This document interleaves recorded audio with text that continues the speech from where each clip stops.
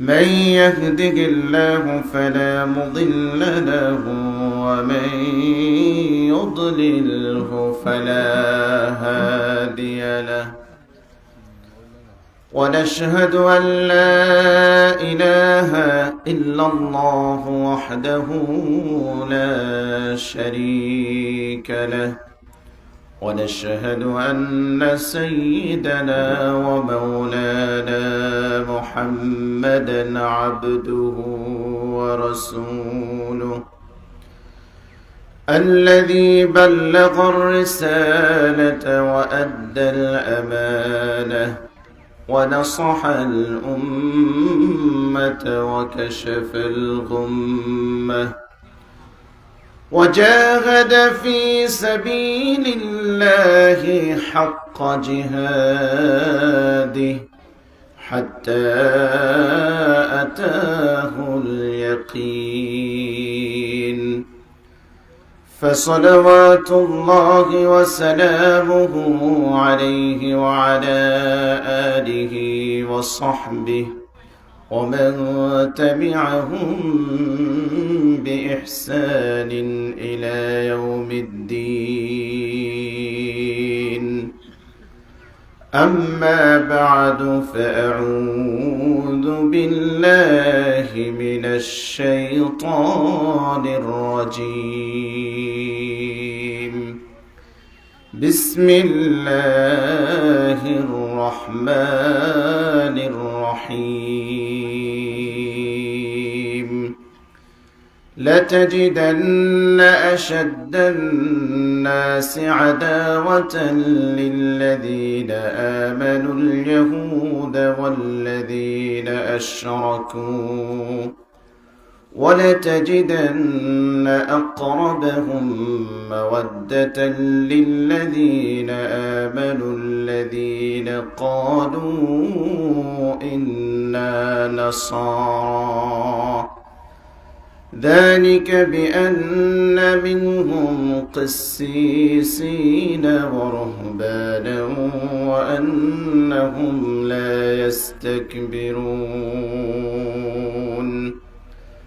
وقال رسول الله صلى الله عليه وسلم لا تقوم الساعة حتى تلحق قبائل من أمتي بالمشركين وحتى يعبدوا الأوثان رواه ابن ماجه أو كما قال عليه الصلاة والسلام وقال تبارك وتعالى في شأن حبيبه ومحبوبه آمرا ومخبرا إن الله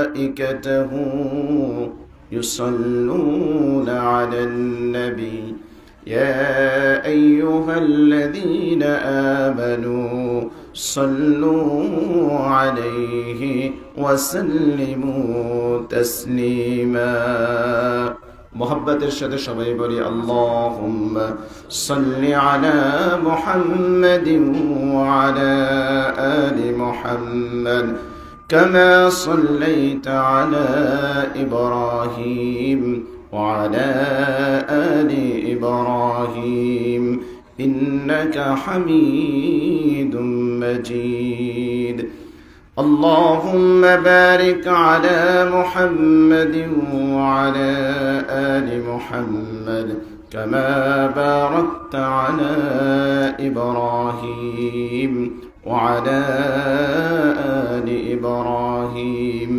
إنك حميد مجيد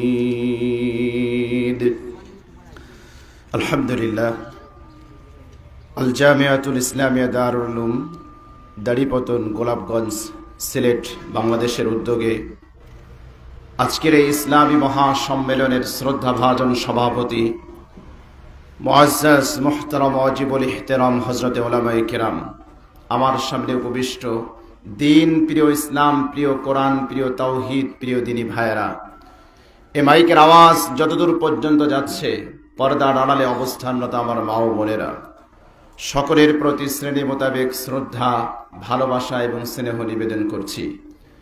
আল্লাহ সুবহানাহু ওয়া তাআলা আমাদেরকে কোরআনের এই মাহফিলে মাজলিসে আসার বসার সুযোগ দিয়েছেন। খুশি না বেজার? কম না বেশি? এজন্য মহান রবের শুকরিয়া জ্ঞাপনার্থে কালিমাতুশ শুকর আদায় করি। সকলে বলি আলহামদুলিল্লাহ। আলহামদুলিল্লাহ। মহাগ্রন্থ কোরআনুল কারীম থেকে একটি আয়াত তেলাওয়াত করেছি। আখির জামানার পয়গম্বর মুহাম্মদুর রাসূলুল্লাহ সাল্লাল্লাহু আলাইহি ওয়াসাল্লামের অসংখ্য হাদিস ভান্ডার থেকে একটি হাদিস তেলাওয়াত করেছি। রব যদি আমাদেরকে তৌফিক দান করেন, এই আয়াত এবং হাদিসকে সামনে রেখে আমরা কিছু আলোচনা করব ইনশাআল্লাহ।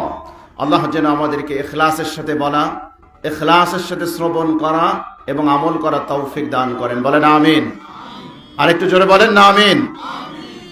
আল্লাহ রাব্বুল আলামিন মহাগ্রন্থ কোরআনুল কারীমের মধ্যে কে আমাদের শত্রু আর কে আমাদের বন্ধু এটা চিহ্নিত করে দিয়েছেন।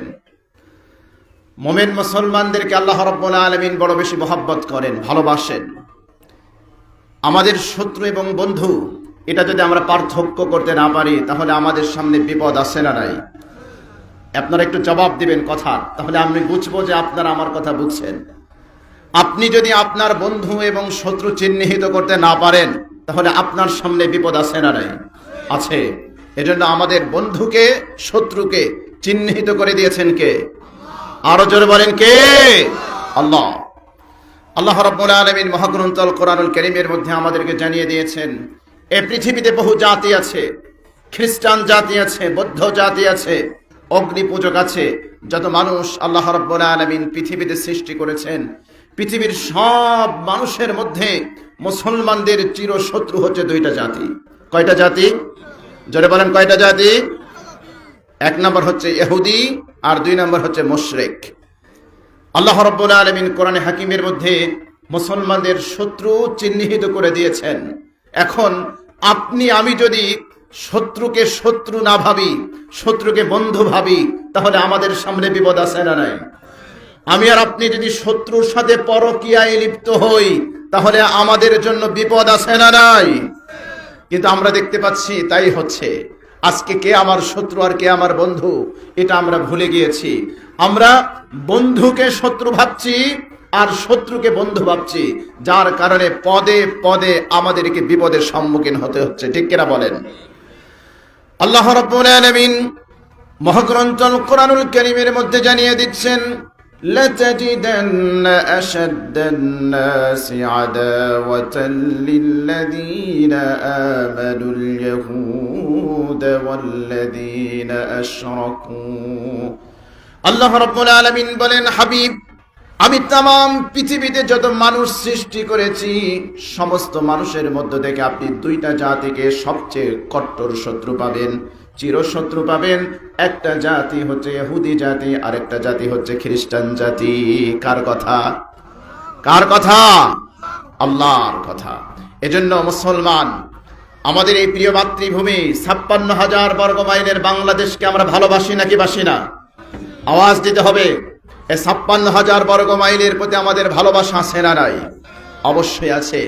এদেশ নিয়ে ষড়যন্ত্র অতীতেও ছিল, এখনো আছে, ভবিষ্যতেও থাকবে। এদেশ আমাদের সবার, এদেশ আমাদের সবার। এদেশকে রক্ষা করা আমাদের দায়িত্ব, আমাদের নৈতিক দায়িত্ব, আমাদের ইমানের দায়িত্ব। মাতৃভূমিকে ভালোবাসা এটা ইসলাম শিক্ষা দেয়। মুহাম্মদুর রাসূলুল্লাহ সাল্লাল্লাহু আলাইহি ওয়াসাল্লাম তিনি যখন মক্কা মুআজ্জামা থেকে হিজরত করে মদিনায় চলে যাচ্ছেন, মক্কার দিকে অশ্রুসিক্ত নয়নে, অশ্রু সজল নেত্রে বারবার তিনি তাকাচ্ছেন, চোখ দিয়ে অশ্রু ঝরছিল আর বলছেন, হে মক্কা, আমি তোকে বড় বেশি ভালোবাসি।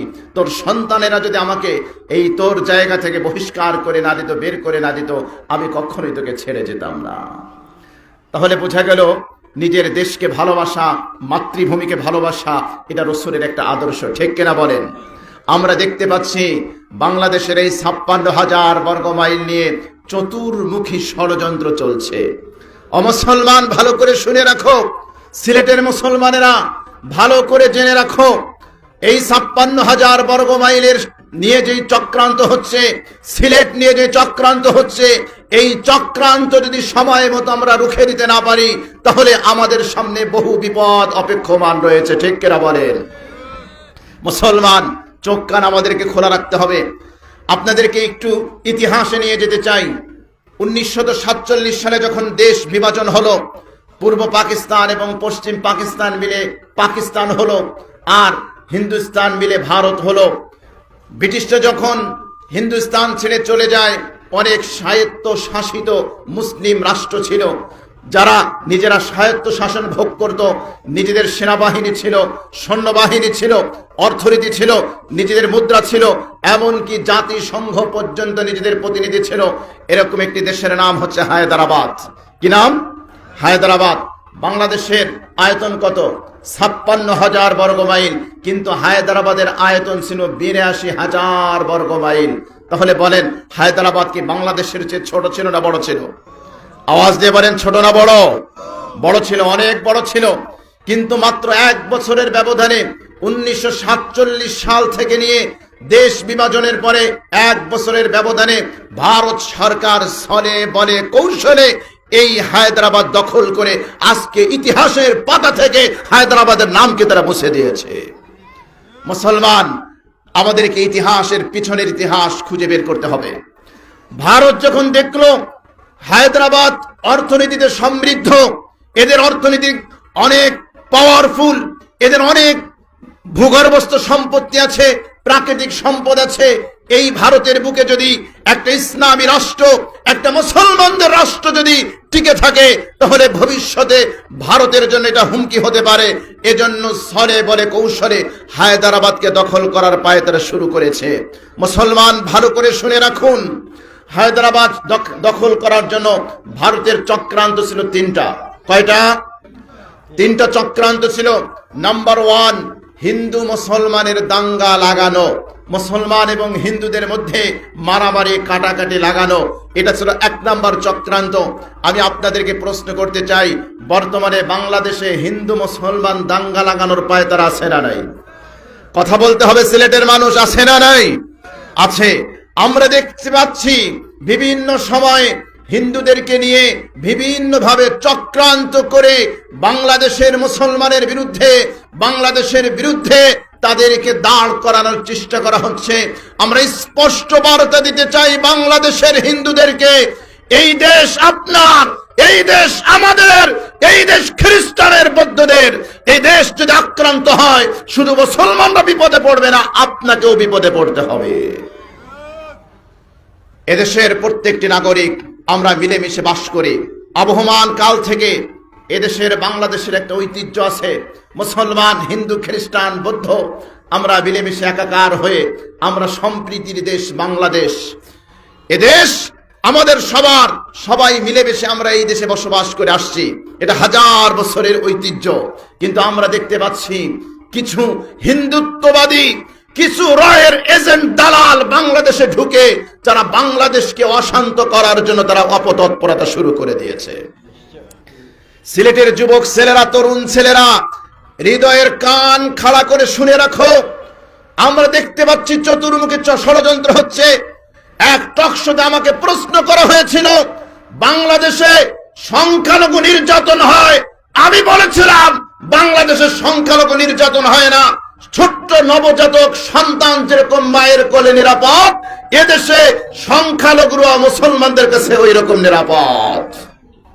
কিন্তু আমাদের বিরুদ্ধে অপতৎপরতা চালানো হচ্ছে নাকি হচ্ছে না? আপনারা জানেন, আপনারা ভালো করে জানেন, চিন্ময় কুমার দাস, যাকে রাষ্ট্রদ্রোহিতার মামলায় গ্রেফতার করা হয়েছে, চট্টগ্রামে যখন পূজা মণ্ডপে মুসলমান 2জন যুবকদেরকে দাওয়াত করা হলো, সেখানে গিয়ে মুসলমানরা 2টো গান পরিবেশন করেছিল। একটা হচ্ছে আগে কি সুন্দর দিন কাটাইতাম, এই গান, আরেকটা হচ্ছে একটা হাদিসের বাণীকে সুন্দর করে মিলিয়ে ছন্দের আকৃতি দিয়ে তারা একটা গান পরিবেশন করেছে।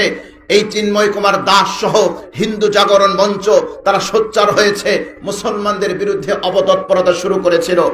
তরুণ যুবকেরা দেখেছো, ফেস দ্য পিপুলে এই চিন্ময় কুমার দাসের সাথে আমার টকশো হয়েছিল তখন, ও গ্রেফতার হওয়ার পূর্বে। আমি তখন প্রশ্ন করেছিলাম, আপনারা বিগত 16 বছর পর্যন্ত আমাদেরকে শিক্ষা দিয়েছেন ধর্ম যার যার, উৎসব সবার। আপনি কি এই কথায় বিশ্বাস করেন নাকি করেন না? যদি বলেন যে আপনি বিশ্বাস করেন, তাহলে ধর্ম যার যার, উৎসব সবার। আপনি মুসলমানের সন্তানকে দাওয়াত দিয়েছেন, মুসলমানের সন্তান সেখানে গিয়েছে, সে গান পরিবেশন করেছে, মুসলমান মুসলমানের উৎসব পালন করবে, খ্রিস্টান খ্রিস্টানের উৎসব পালন করবে, হিন্দু হিন্দুর উৎসব পালন করবে, বৌদ্ধ বৌদ্ধের উৎসব পালন করবে। তো আপনার গায়ে আগুন লাগলো কেন? নবীর নাম শুনে যদি আপনার গায়ে আগুন লাগে, আগুন জ্বলে, তাহলে বুঝতে হবে ধর্ম যার যার, উৎসব সবার। এর চেয়ে ডাহা মিথ্যা কথা আর একটাও হতে পারে না। এটি হচ্ছে বাস্তবতা। আমি যখন তাকে পাল্টা প্রশ্ন করলাম, আগে আপনি আমাকে অ্যানসার করেন যে আপনি এইটার সাথে একমত কিনা। যদি বলেন একমত, তাহলে মুসলমানের বিরুদ্ধে চক্রান্ত করা, মুসলমানের নবীর নাম শুনে আপনার গাত্রদাহ হওয়ার, আপনার শরীরে আগুন লাগার কোনো সুযোগ নাই। আর যদি বলেন যে না আমি একমত না, তাহলে আমার প্রশ্ন হলো, বিগত 16টা বছর পর্যন্ত দুর্গা পূজা আসলে আপনি কেন মুসলমানদেরকে শিরকে লিপ্ত করার জন্য আপনি কেন বলেছেন ধর্ম যার যার, উৎসব সবার? তার জবাব আপনাকে এখানে দিয়ে যেতে হবে। আচ্ছা, আপনারা কি এটাই বিশ্বাস করেন ধর্ম যার যার, উৎসব সবার? এটা মানেন? আমি যদি আপনাকে জিজ্ঞেস করি, চাকরি যার যার, বেতন সবার, মানবেন? পুকুর যার যার, মাছ সবার, মানবেন? এই যে ক্ষেত দেখা যাচ্ছে, ক্ষেত, গমের ক্ষেত, ধানের ক্ষেত, এই জমি যার যার, ফসল সবার, কোন পাগলেও মানবে? কথা বলেন, পাগলেও মানবে? মানবে না। তাহলে বোঝা গেল এই ধর্ম যার যার, উৎসব সবার, এটা মুসলমান তো দূরের কথা, হিন্দু দূরের কথা, খ্রিস্টান দূরের কথা, শুধুমাত্র নাস্তিক ছাড়া আর কেউ বিশ্বাস করতে পারে না। এক্সাম্পল দিলে বুঝবেন, উদাহরণ দিলে বুঝবেন। এক ধর্মের পাপের কাজ, আরেক ধর্মের পুণ্যের কাজ। উদাহরণ দিয়ে আগে বুঝবেন। হিন্দু শাস্ত্র অনুযায়ী গাভী জবাই করলে সওয়াব হয় না গুনাহ হয়? আপনারা আমার কথা বুঝতেছেন না? হিন্দুরা গাভীদেরকে কি বলে? মা বলে না? গাভীকে মা বলে না? তো হিন্দু শাস্ত্র অনুযায়ী যদি কেউ গাভী জবাই করে, তাহলে তাদের শাস্ত্র অনুযায়ী এটাকে সওয়াবের কাজ না গুনার কাজ? হিন্দু শাস্ত্র অনুযায়ী কিসের কাজ? গুনাহের কাজ। এখন আপনাকে প্রশ্ন করি, আপনি কুরবানির সময় 1 লক্ষ টাকা দিয়ে সিলেটের সবচেয়ে বড় হাট থেকে একটা নাদুস নুদুস গাভী এনে একমাত্র আল্লাহর সন্তুষ্টি অর্জনের জন্য আপনি গাভীটাকে জবাই দিয়েছেন, সওয়াব হবে না গুনাহ হবে? জোরে বলেন। সওয়াব হবে। তাহলে একই গাভী জবাই করা হিন্দু শাস্ত্র অনুযায়ী হলো গুনাহের কাজ, আবার একই গাভী জবাই করা মুসলমান শাস্ত্র অনুযায়ী হলো সওয়াবের কাজ। ঠিক কিনা? সবাই একমত তো আমার সাথে? এবার আমি আপনাকে প্রশ্ন করি, আপনি কোরবানির জন্তু ক্রয় করার ক্ষেত্রে বিশাল বড় একটা গাভী ক্রয় করে এনেছেন, জবাই করেছেন, গোশত বন্টন হয়েছে। আপনার প্রতিবেশী আশেপাশে যারা আছে এরকম হিন্দুদেরকে আপনি দাওয়াত করেছেন যে আসো, আমি গাভী জবাই করেছি, কোরবানির জন্তু, এই গোশত তোমাকে খেতে হবে। তাহলে এটাকে হিন্দুকে অপমান করা হবে নাকি হবে না? কথা বলেন। আপনি যদি গাভী জবাই করে হিন্দুকে জোর করে গোশত খাওয়ান, হিন্দুর ছেলেকে অপমান করা হবে না? একমত তো সবাই? সবাই একমত? এবার প্রশ্নের জবাব দেন। ইসলামী শাস্ত্র অনুযায়ী, ইসলামী বিধান অনুযায়ী সবচেয়ে বড় কবিরা গুনাহ, তার নাম কি? শিরক। সবচেয়ে বড় কবিরা গুনার নাম কি? শিরক। কবিরা গুনার মধ্যে বড় কবিরা গুনাহ, বুখারী শরীফের হাদিসের মধ্যে নবীজি বলেছেন, ইন্না আকবারাল কাবায়ের, কবিরা গুনার মধ্যে সবচেয়ে বড় কবিরা গুনাহ। কোন হাদিসের মধ্যে 3টা বলেছেন, কোন হাদিসে 4টা বলেছেন। নবীজি বলেছেন সবচেয়ে বড় কবিরা গুনাহ হচ্ছে শিরকের গুনাহ। তাহলে আমি আপনাদেরকে জিজ্ঞেস করি, যেখানে মূর্তি পূজা হয় শিরক হয় কি হয় না? কথা বলেন। দুর্গা পূজা হয় শিরক হয় কি হয় না? কালী পূজা হয় শিরক হয় কি হয় না? ও মুসলমান, ভালো করে বুঝো, যদি কোরবানিতে গাভী জবাই করে হিন্দুর সন্তানকে গোশত খাওয়ার দাওয়াত দিলে হিন্দুর সন্তানকে অপমান করা হয়, ঠিক একইভাবে দুর্গা পূজা শিরক হয়। ওই শিরকে মুসলমানের বাচ্চাকে দাওয়াত দিলেও মুসলমানদেরকে অপমান করা হয়। বুঝেন নাই কথা? হিন্দুর ছেলে কি জুমার নামাজ পড়তে আসে? কথা বলতে হবে। জুমার নামাজ পড়তে আসে, ঈদের নামাজ পড়তে আসে, ঈদুল ফিতরের নামাজ পড়তে আসে। তাহলে হিন্দুর ছেলে জুমা পড়তে আসে না, ঈদুল ফিতর আদায় করতে আসে না, ঈদুল আজহা আদায় করতে আসে না। তুমি মুসলমানের বাচ্চা হয়ে দুর্গা পূজায় গিয়ে প্রসাদ খাও, তোমার চেয়ে টাটকা মুনাফিক আর কেউ হতে পারে না। মুসলমানের বাচ্চা কখনো শিরকের সাথে গিয়ে একমত পোষণ করতে পারে না, ঠিক কিনা বলেন? উনি আমাকে প্রশ্ন করলেন, আচ্ছা আপনি বলেন, আপনি বাংলাদেশের নাগরিক, গভীর মনোযোগ। আমি বিশেষ করে আমার তরুণ যুবক ভাইদের দৃষ্টি আকর্ষণ করছি, যেভাবে ওরা আমাদের মস্তিষ্ক, আমাদের মগজ ধোলাই করতে চায়, গ্রামের সহজ সরল মুসলমানদেরকে যেভাবে ধোকায় ফেলতে চায়।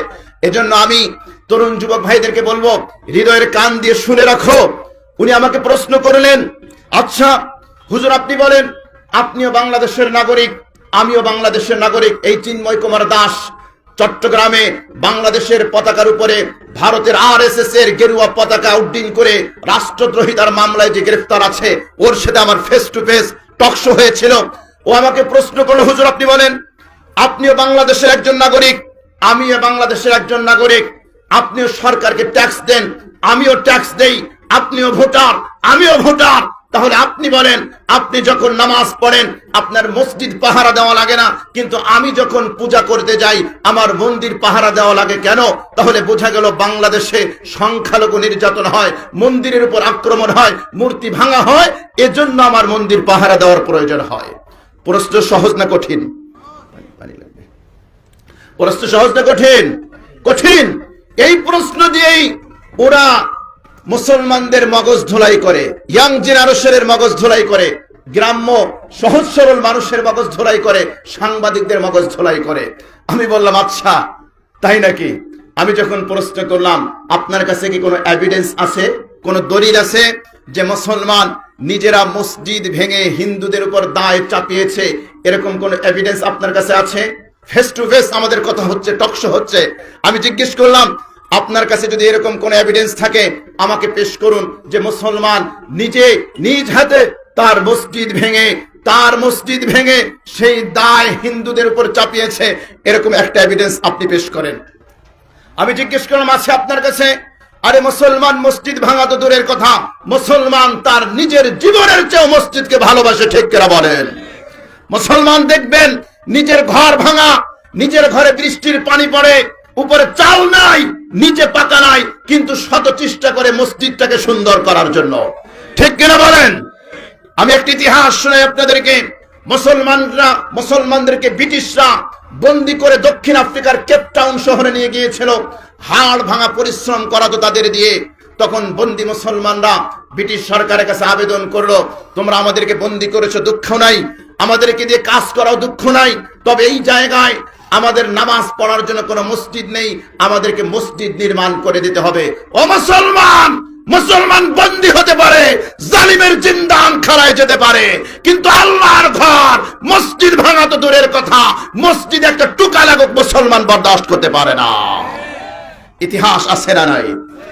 দক্ষিণ আফ্রিকার কেপটাউনে মসজিদ তৈরি হলো, তখন তো আর এরকম ক্যাম্পাস ছিল না, এরকম কম্পাস ছিল না, দিক নির্ধারণ করার সঠিক যন্ত্র ওই সময় ছিল না, একটু বাঁকা হয়েছিল সেই কিবলা। অদ্যাবধি পর্যন্ত সেই মসজিদ সেই জায়গায় আছে। মসজিদে নববী তৈরির ইতিহাস, আমি ওই ইতিহাস আপনাদেরকে আজ শোনাচ্ছি না, গুরুত্বপূর্ণ টপিক আমার আছে। নবীজি সাল্লাল্লাহু আলাইহি সাল্লাম মদিনায় এসে সর্বপ্রথম যে কর্মসূচি হাতে নিয়েছিলেন সেটা হলো মসজিদ নির্মাণ, ঠিক কিনা বলেন? যে মসজিদ নির্মাণ করতে গিয়ে আখির জামানার পয়গম্বর মুহাম্মদুর রাসূলুল্লাহ সাল্লাল্লাহু আলাইহি ওয়াসাল্লাম নিজের শরীরের পরিশ্রম দিয়ে তিনি এই মসজিদ নির্মাণ করেছিলেন। ছোট কথা নাকি? মসজিদ নির্মাণের ভিন্ন ইতিহাস আছে। আমি যখন চিন্ময় কুমার দাসকে প্রশ্ন করেছিলাম, আপনি জবাব দিতে হবে আপনাকে, মুসলমান মসজিদ ভেঙে হিন্দুর উপর দায় চাপিয়েছে, পারলেই টকশোতে হাজার হাজার মানুষ অনলাইনে আছে, আপনি একটা এক্সাম্পল পেশ করেন। উনি একটা এক্সাম্পল পেশ করতে পারে নাই। আমি যখন এভিডেন্স শুরু করলাম পত্রিকার কাটিং দিয়ে, ফরিদপুরে 3 জন যুবক, হিন্দু যুবক মন্দির ভেঙে মুসলমানের উপর দায় চাপাতে গিয়ে গ্রেফতার হয়েছে। রাজশাহীতে একজন হিন্দু যুবক মন্দির ভাঙতে গিয়ে, মূর্তি ভাঙতে গিয়ে গ্রেফতার হয়েছে। এরকম যখন এভিডেন্স পেশ করা শুরু করলাম, আমি বললাম ভালো করে শুনে রাখো, ভালো করে শুনে রাখো, কোন মুসলমান মসজিদ ভেঙে হিন্দুর উপর দায় চাপায় না, কিন্তু বহু হিন্দু যুবক আছে নিজ হাতে মন্দির ভেঙে তারা মুসলমানের উপর দায় চাপায়, যাতে করে মুসলমানের উপর দায় চাপাতে না পারে। এজন্য মুসলমানের সন্তান হয়ে আমাদেরকে তাদের মন্দির পাহারা দিতে হয়। ঠিক কিনা বলেন? বাস্তবতা আছে না নাই? হিন্দুরা তাদের মন্দির ভেঙে মুসলমানের উপর দায় চাপায়, এরকম এক্সাম্পল আছে না নাই? আছে না নাই? দেখবেন কিছু কিছু হিন্দুরা আছে, তারা ওই ভারতীয় সাংবাদিকদের সাথে, আমি তো ওদেরকে সাংবাদিক বলি না, ওদেরকে বলি সাংঘাতিক। আরে কথা কয় না, ঠিক কেনা? রিপাবলিক বাংলা একটা আছে, তার সাংবাদিক যেই রকম লাফায়, আমাদের গুলিস্তানের মলম বিক্রেতাও এরকম লাফালাফি করে না। এ যুবকরা কথা কয় না কেন? আছে না নাই? আছে আছে। তো আমরা বলেছি খবরদার খবরদার, বাংলাদেশের হিন্দু ভাইদেরকে আমরা বলতে চাই, ওই হিন্দুদের পাতা ফাঁদে পা দিও না। খবরদার খবরদার, তোমরা শান্তিতে আসো, শান্তিতে থাকো। তোমাদের নিরাপত্তা দরকার, আমরা নিরাপত্তা দেব। সেফটি দরকার, সেফটি দিব। তোমাদের মন্দির পাহারা দেওয়া দরকার, আমরা দিব। কিন্তু ভারতের উগ্র হিন্দুত্ববাদীদের সাথে যদি কাঁধে কাঁধ মিলাও, তাদের দালালি করো, তোমাদের পিঠের চামড়া থাকবে না। দেশের ব্যাপারে আমরা কোনো আপোষ করতে পারবো না। ঠিক কিনা বলেন? দেশের স্বাধীনতা সার্বভৌমত্বের ব্যাপারে মুসলমান করে আপোষ করতে পারে না। আরে ঠিক কিনা বলেন?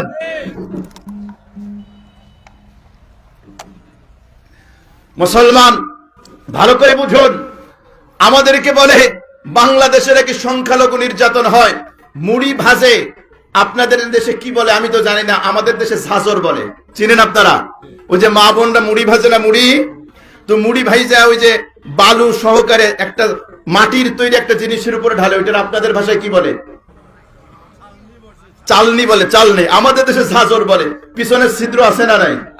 আছে না নাই? আছে আছে। কয়টা ছিদ্র? অনেকগুলো ছিদ্র।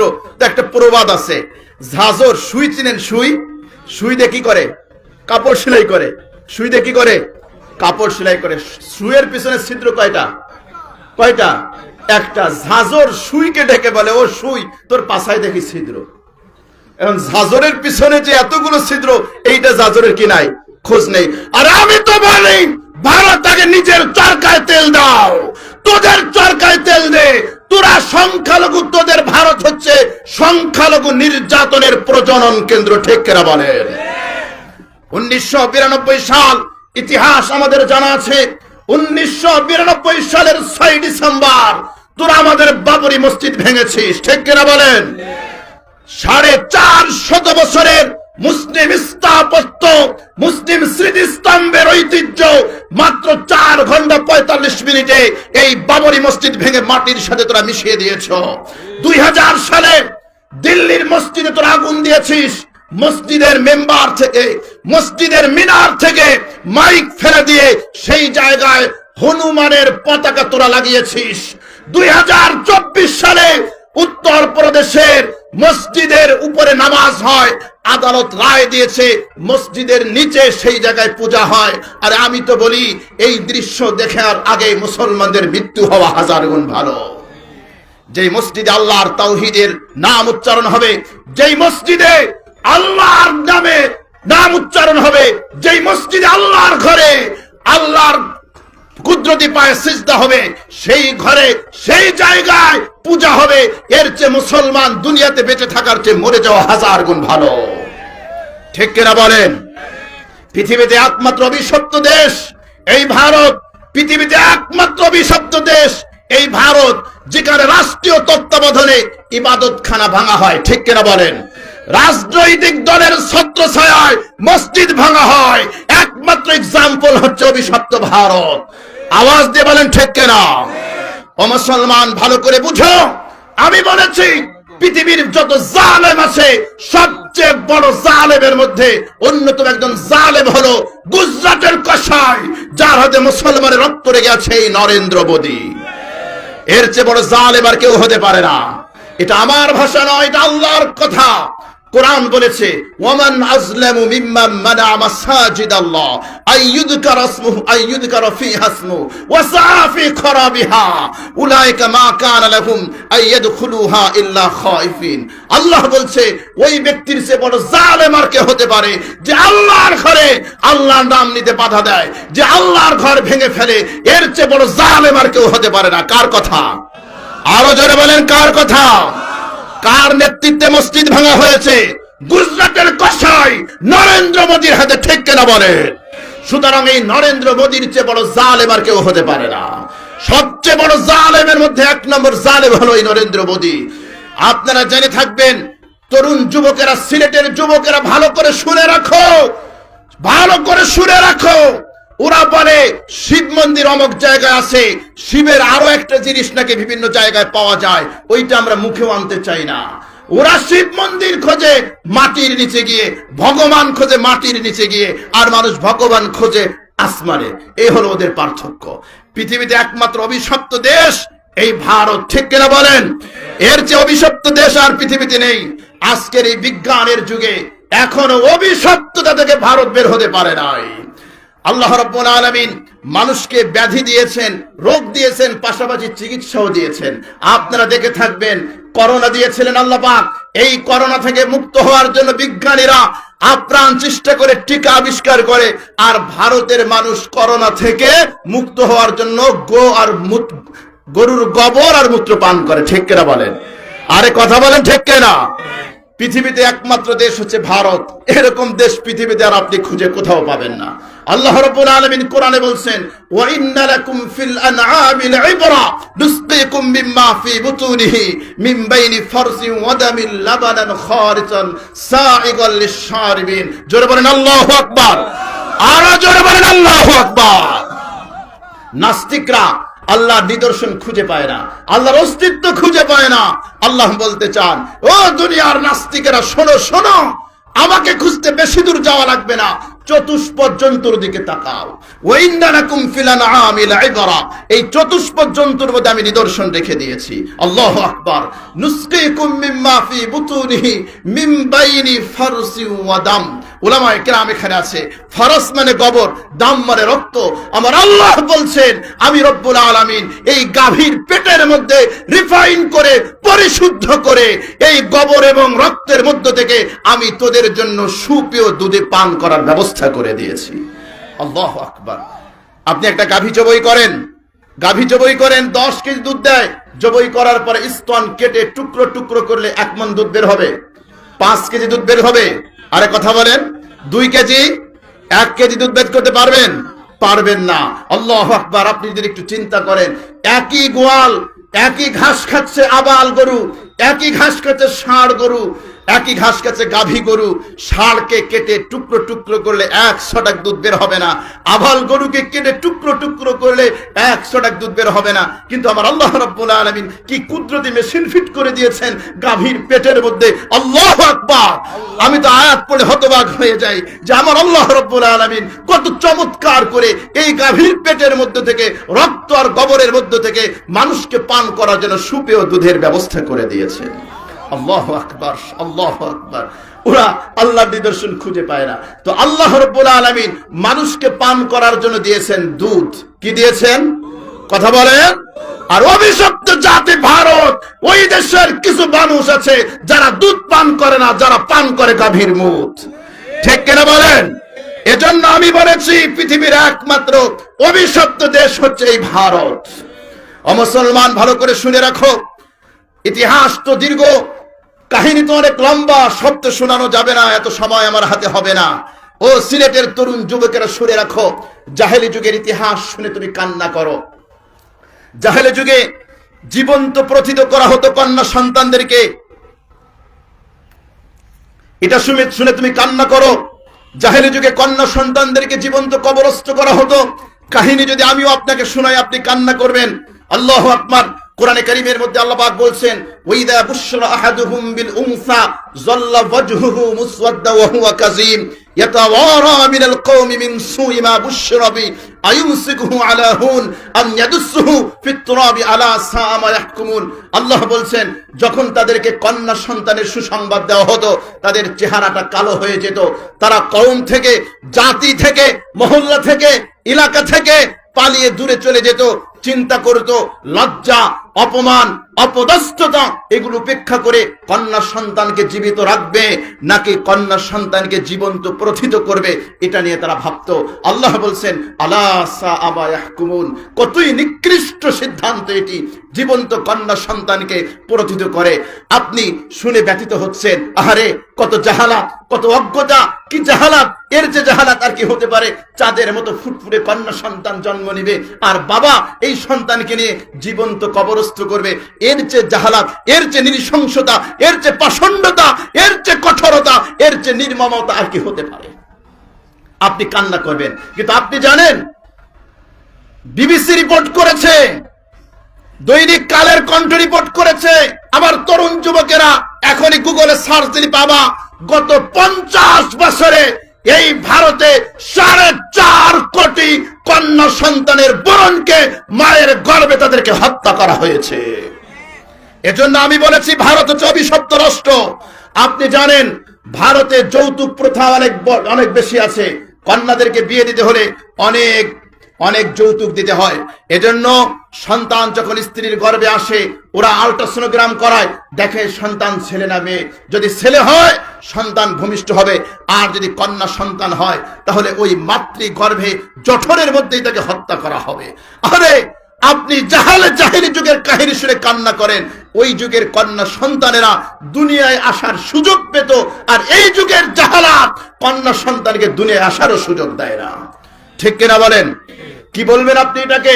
সন্তানের স্ট্রাকচার হয়েছে, হাত হয়ে গিয়েছে, পা হয়ে গিয়েছে, আর অ্যাব্রশনের নামে ওই মায়ের গর্ভের মধ্যে সন্তানের হাত কেটে, পা কেটে, টুকরো টুকরো করে তারপরে তাকে হত্যা করা হচ্ছে। দৃষ্টান্ত আছে না নাই? 4.5 কোটি কন্যা সন্তানকে গত 50 বছরে হত্যা করা হয়েছে। এটা আমার রিপোর্ট না, এটা দৈনিক জাতীয় পত্রিকাগুলোর রিপোর্ট। সুতরাং আরো বহু কারণ আছে যেই কারণে আমি বলেছি এই ভারত হলো অভিশপ্ত একটা রাষ্ট্র। ঠিক কিনা বলেন?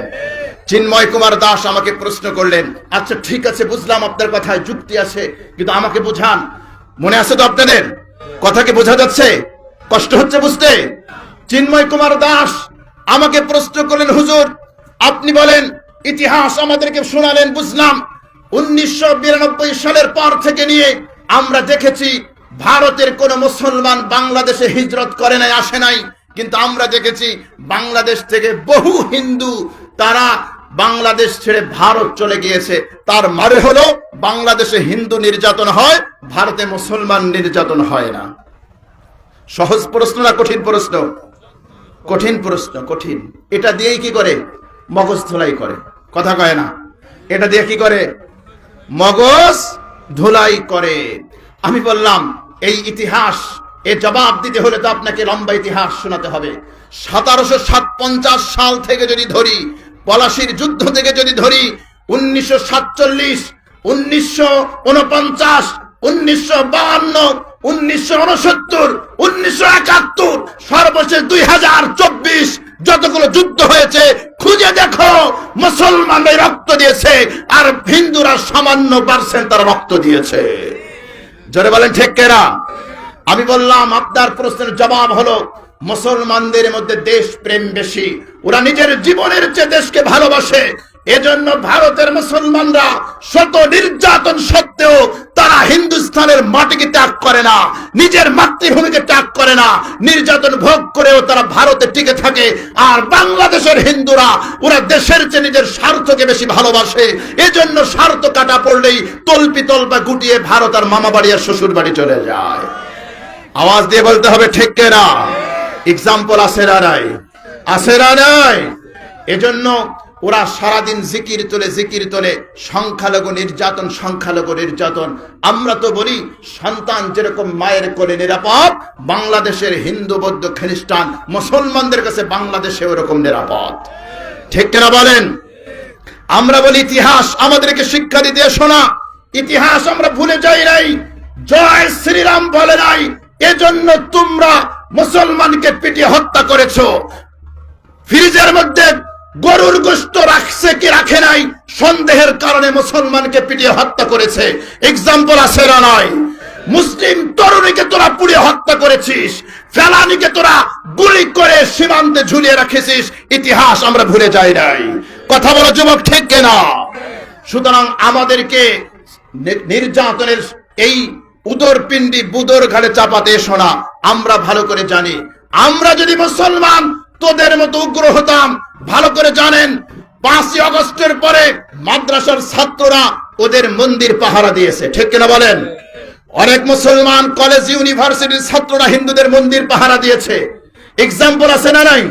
আরে কথা কয় না দেখি। আমার তরুণ যুবকেরা, তোমরা পাহারা দাও নাই? বহু মানুষ আছে তারা পাহারা দিয়েছে। আমরা দেখেছি এই চিন্ময় কুমার দাস রাষ্ট্রদ্রোহিতার মামলায় যখন গ্রেফতার করা হলো, আপনারা দেখেছেন চট্টগ্রামে এই ওলিয়াউলিয়ার দেশে ওরা উগ্র হিন্দুত্ববাদী ইসকনের সদস্যরা মসজিদে হামলা করে মসজিদ ভেঙেছে, ঠিক কিনা বলেন? আরে আমরা তো বলি, আমরা যদি হিন্দুদের মতো উগ্র হতাম, তোরা আমাদের মসজিদে হামলা করিস, আমরা তোদের মন্দির পাহারা দেই, আর তোরা আমাদের মসজিদে হামলা করিস। আমরা যদি তোদের মতো উগ্র হতাম, বাংলাদেশে কমপক্ষে 5000 মন্দির ভাঙা হতো, ঠিক কিনা বলেন?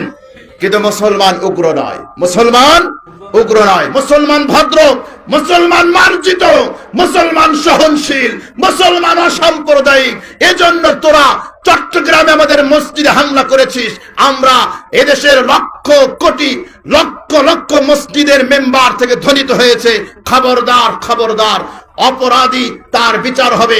একজনের অপরাধের কারণে আরেকজনকে শাস্তি দেওয়া যাবে, শাস্তি দেওয়া যাবে। আমরা যদি দেখতাম এই ঘটনা বাংলাদেশে না হয়ে ভারতে হতো, তাহলে এতক্ষণ পর্যন্ত কিয়ামত সংঘটিত হতো। কথা বলেন ঠিক কিনা? ভারতে যদি কোনো মুসলমান হিন্দুদের মন্দির ভাঙতো, এতক্ষণ পর্যন্ত কয়েক হাজার মসজিদ ভেঙে ফেলতো। আরে কথা বলেন ঠিক কিনা?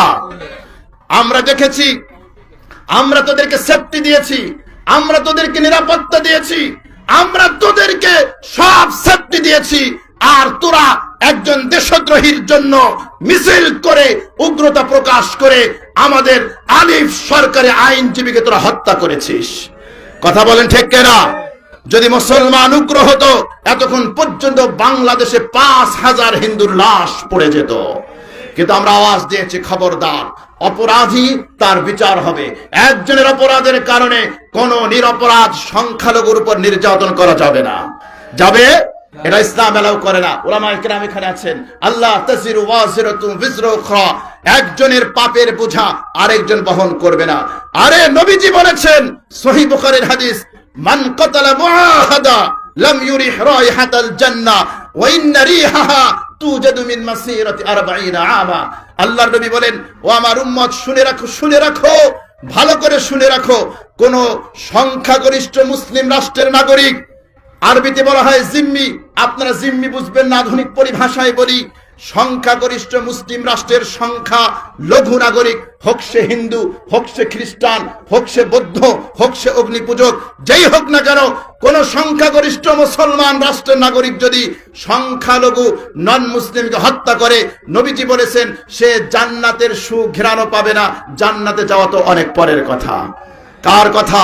আখির জামানার পয়গম্বর মুহাম্মদুর রাসূলুল্লাহ সাল্লাল্লাহু আলাইহি ওয়াসাল্লামের কথা।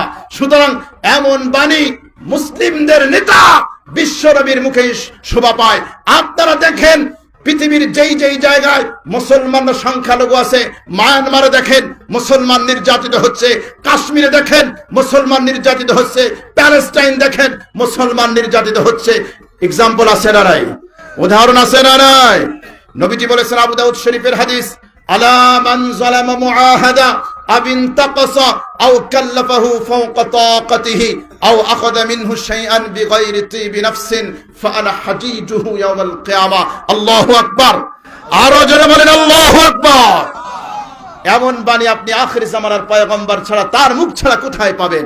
নবীজি বলেছেন, ওহে শুনে রাখো, শুনে রাখো, আলা মান যালামা মুআহাদা, কোন সংখ্যাগরিষ্ঠ রাষ্ট্রের মুসলিম নাগরিক যদি নিরপরাধ নন মুসলিম সংখ্যালঘু কারো উপর কোন জুলুম করে, আলা মান যালামা, যদি কোন ব্যক্তি জুলুম করে, মুআহাদান, এই সংখ্যালঘুদের উপরে, আবিন তাকাসা, অথবা তার কোন অধিকার কম দেয়, আও কাল্লাফাহু ফাওকা তাকাতি, অথবা তার সাধ্যের বাইরের কোন জিনিস তার উপরে চাপিয়ে দেয়, যেই জিনিস সংখ্যালঘু ব্যক্তি করতে পারে না সেই জিনিস তার উপরে চাপিয়ে দেয়, আও আখাযা মিনহু শাইআন বিগাইরি তিবি নাফসিন, অথবা তার কোন জিনিসকে ছিনিয়ে নেয়, নবীজি বলেছেন ফাআনা হাজিজুহু ইয়াউমাল কিয়ামা, কিয়ামতের দিবসে আমি মুসলমানের বিপক্ষে গিয়ে ওই সংখ্যালঘু নন মুসলিমের পক্ষ অবলম্বন করে আল্লাহর আদালতে মামলা ঠুকে দেব। চিল্লায় বলেন আল্লাহু আকবার, আল্লাহু আকবার।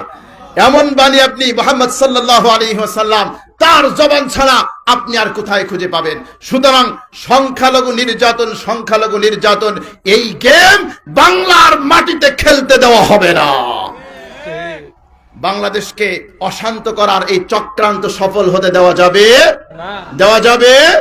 তাহলে হায়দ্রাবাদ দখল করার জন্য ভারতের প্রথম চক্রান্ত ছিল হিন্দু মুসলমান দাঙ্গা লাগানো। আপনারা বুঝে থাকলে জবাব দেন, ভারত হায়দ্রাবাদ দখল করার জন্য যেই ষড়যন্ত্র করেছিল, যেই চক্রান্ত করেছিল বাংলাদেশের ব্যাপারে, সেই ষড়যন্ত্র আছে না নাই? জোরে বলেন আছে না নাই?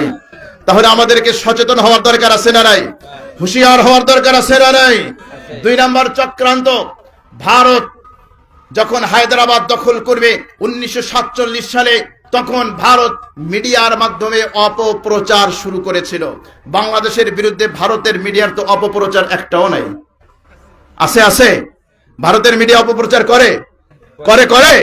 আপনারা বুড়া মানুষ তো জানবে না, ইয়াং জেনারেশন এরা জানবে। একটা গল্প শুনাই। একজন ভিক্ষুক ছিল, ধরেন ঢাকা শহরে ভিক্ষা করে, তো বুড়া মানুষ তো ভিক্ষা করে, আর একটু পরেই বলে ওঠে কেরে বুঝেন তো, মানে কে এসেছে রে। এটা বলে কেন? যাতে কোনো ব্যক্তি এসে তার ওই টুপলির মধ্যে থেকে টাকা চুরি করতে না পারে। এজন্য বুড়া মানুষ একটু পরে কি বলে ওঠে, কেরে। তার মানে সাবধান করে, এই আমি কিন্তু হুঁশিয়ার আছি, খবরদার, আমার কাছে কেউ আইসো না। তো এইভাবে অনেক দিন পর্যন্ত ভিক্ষা করে বেশ কিছু টাকা জমানোর পরে গ্রামে চলে গেছে। এখন গ্রামের এক বিটা চোর, সে তো অপেক্ষায় আছে কখন বুড়ি শহর থেকে ভিক্ষা কইরা গ্রামে আসবো, আর আমি রাতের বেলা তার ঘরে শীত কেটে তার সমস্ত টাকা পয়সা চুরি করব। শীত কাটা বুঝেন, শিং কাটা বুঝেন? ওই যে মাটির ঘর আছে না, মাটির ঘর, ওই মাটির ঘরের যে দেওয়াল আছে, ওই ডোয়া, আমাদের এলাকায় ডোয়া বলে, ওই দেওয়াল কেটে ঘরে শিয়ালের মতো গর্ত করে ভিতরে ঢুকে তারপরে যা কিছু সব চুরি করে, এটাকে বলা হয় কি শীত কাটা। এখন চোর বেচারা বহু কষ্ট করে শীত কেটে ঘরের ভিতরে ঢুকছে। এখন বুড়ির তো মুদ্রা তো সয়ে গেছে। ওই যে কিছুক্ষণ পরে বলে কেরে। এখন বুড়ি ঘুমের ঘরেও বলে কেরে। এখন চোর বেচারা যখন ঘরে ঢুকছে, ঢুকার পরে এখন চুরি টুরি করতেছে, হঠাৎ দেখে বুড়ির মুখ থেকে আওয়াজ বের হয়েছে, কেরে। তো চোর ভাবছে বুড়ি মনে হয় সজাগ। চোর আজও দৌড় কালো দৌড়, এক দৌড় দিয়ে ঘরের ভিতরে বার হয়ে গেছে। চিন্তা করলো, এত কষ্ট করে শীতকাইতে ঘরে ঢুকলাম, মাল সামানা সব জড়ো করলাম, কিন্তু বুড়ি তো সজাগ, কি করা যায়? তো দেওয়ালের লগে কান লাগাইছে, দেখি বুড়ি সজাগ কিনা। তো একটু পরে আবার বলে কেরে।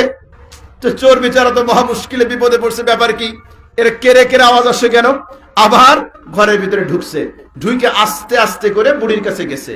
যাওয়ার পরে দেখে বুড়ি বেচারা ঘুমানো, কিন্তু ওই জবান থেকে বের হচ্ছে কেরে। এখন চোরের মন তো পুলিশ, চোরের মন কি পুলিশ। যদিও সে ভাবছে যে বুড়ি ঘুমায় আছে, কিন্তু ভিতরে তো টেউ করতেছে যে আহারে বুড়ি সজাগ কেনা। তো এক কাজ করছে, বুড়ি হাঁ করে ঘুমায়, অনেকগুলো কাপড় নিয়ে বুড়ির মুখের ভিতরে দিছে, যাতে করে আর আওয়াজ বের না হয়, ও ভালো করে চুরি করতে পারে। তো আওয়াজ বন্ধ করার জন্য অনেকগুলো কাপড় মুখের ভিতর দেওয়ার পরে ও আস্তে গাঁঠি-গুট্টা সব ভাঙছে। হঠাৎ করে বুড়ির মুখ থেকে কাগজ বের হয়ে গেছে, কাপড় বের হয়েছে। এখন অনেকগুলো কেরে জমা হয়েছে একসাথে বলে ওঠে কেরে। এইটা শুনে চোর আজও দৌড় কালো দৌড়। ঠিক একই অবস্থা হয়েছে ভারতের এই মিডিয়ার। ওদের আর কোনো কাজ নাই, শুধুমাত্র বাংলাদেশে সংখ্যালঘু নির্যাতন। আমরা তো বলি বাংলাদেশে সংখ্যালঘু নির্যাতন হয় না। যদি পৃথিবীর কোন সংখ্যালঘু কোন দেশে শান্তিতে থাকে, বাংলাদেশেই তারা শান্তিতে থাকে, ঠিক কিনা বলে? সুতরাং এই মিডিয়ার অপপ্রচারে কান দেওয়া যাবে?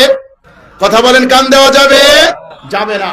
তথ্য সন্ত্রাস ওরা চালাচ্ছে, এই তথ্য সন্ত্রাস আজ থেকে শুরু হয় নাই, 1450 বছর পূর্বে আখিরি জামানার পয়গম্বর মুহাম্মদুর রাসূলুল্লাহ সাল্লাল্লাহু আলাইহি ওয়াসাল্লাম যখন থেকে ইসলাম প্রচার শুরু করেছেন, দ্বীন প্রচার শুরু করেছেন, তখন থেকেই ওরা ইসলামের বিরুদ্ধে তথ্য সন্ত্রাস শুরু করেছিল।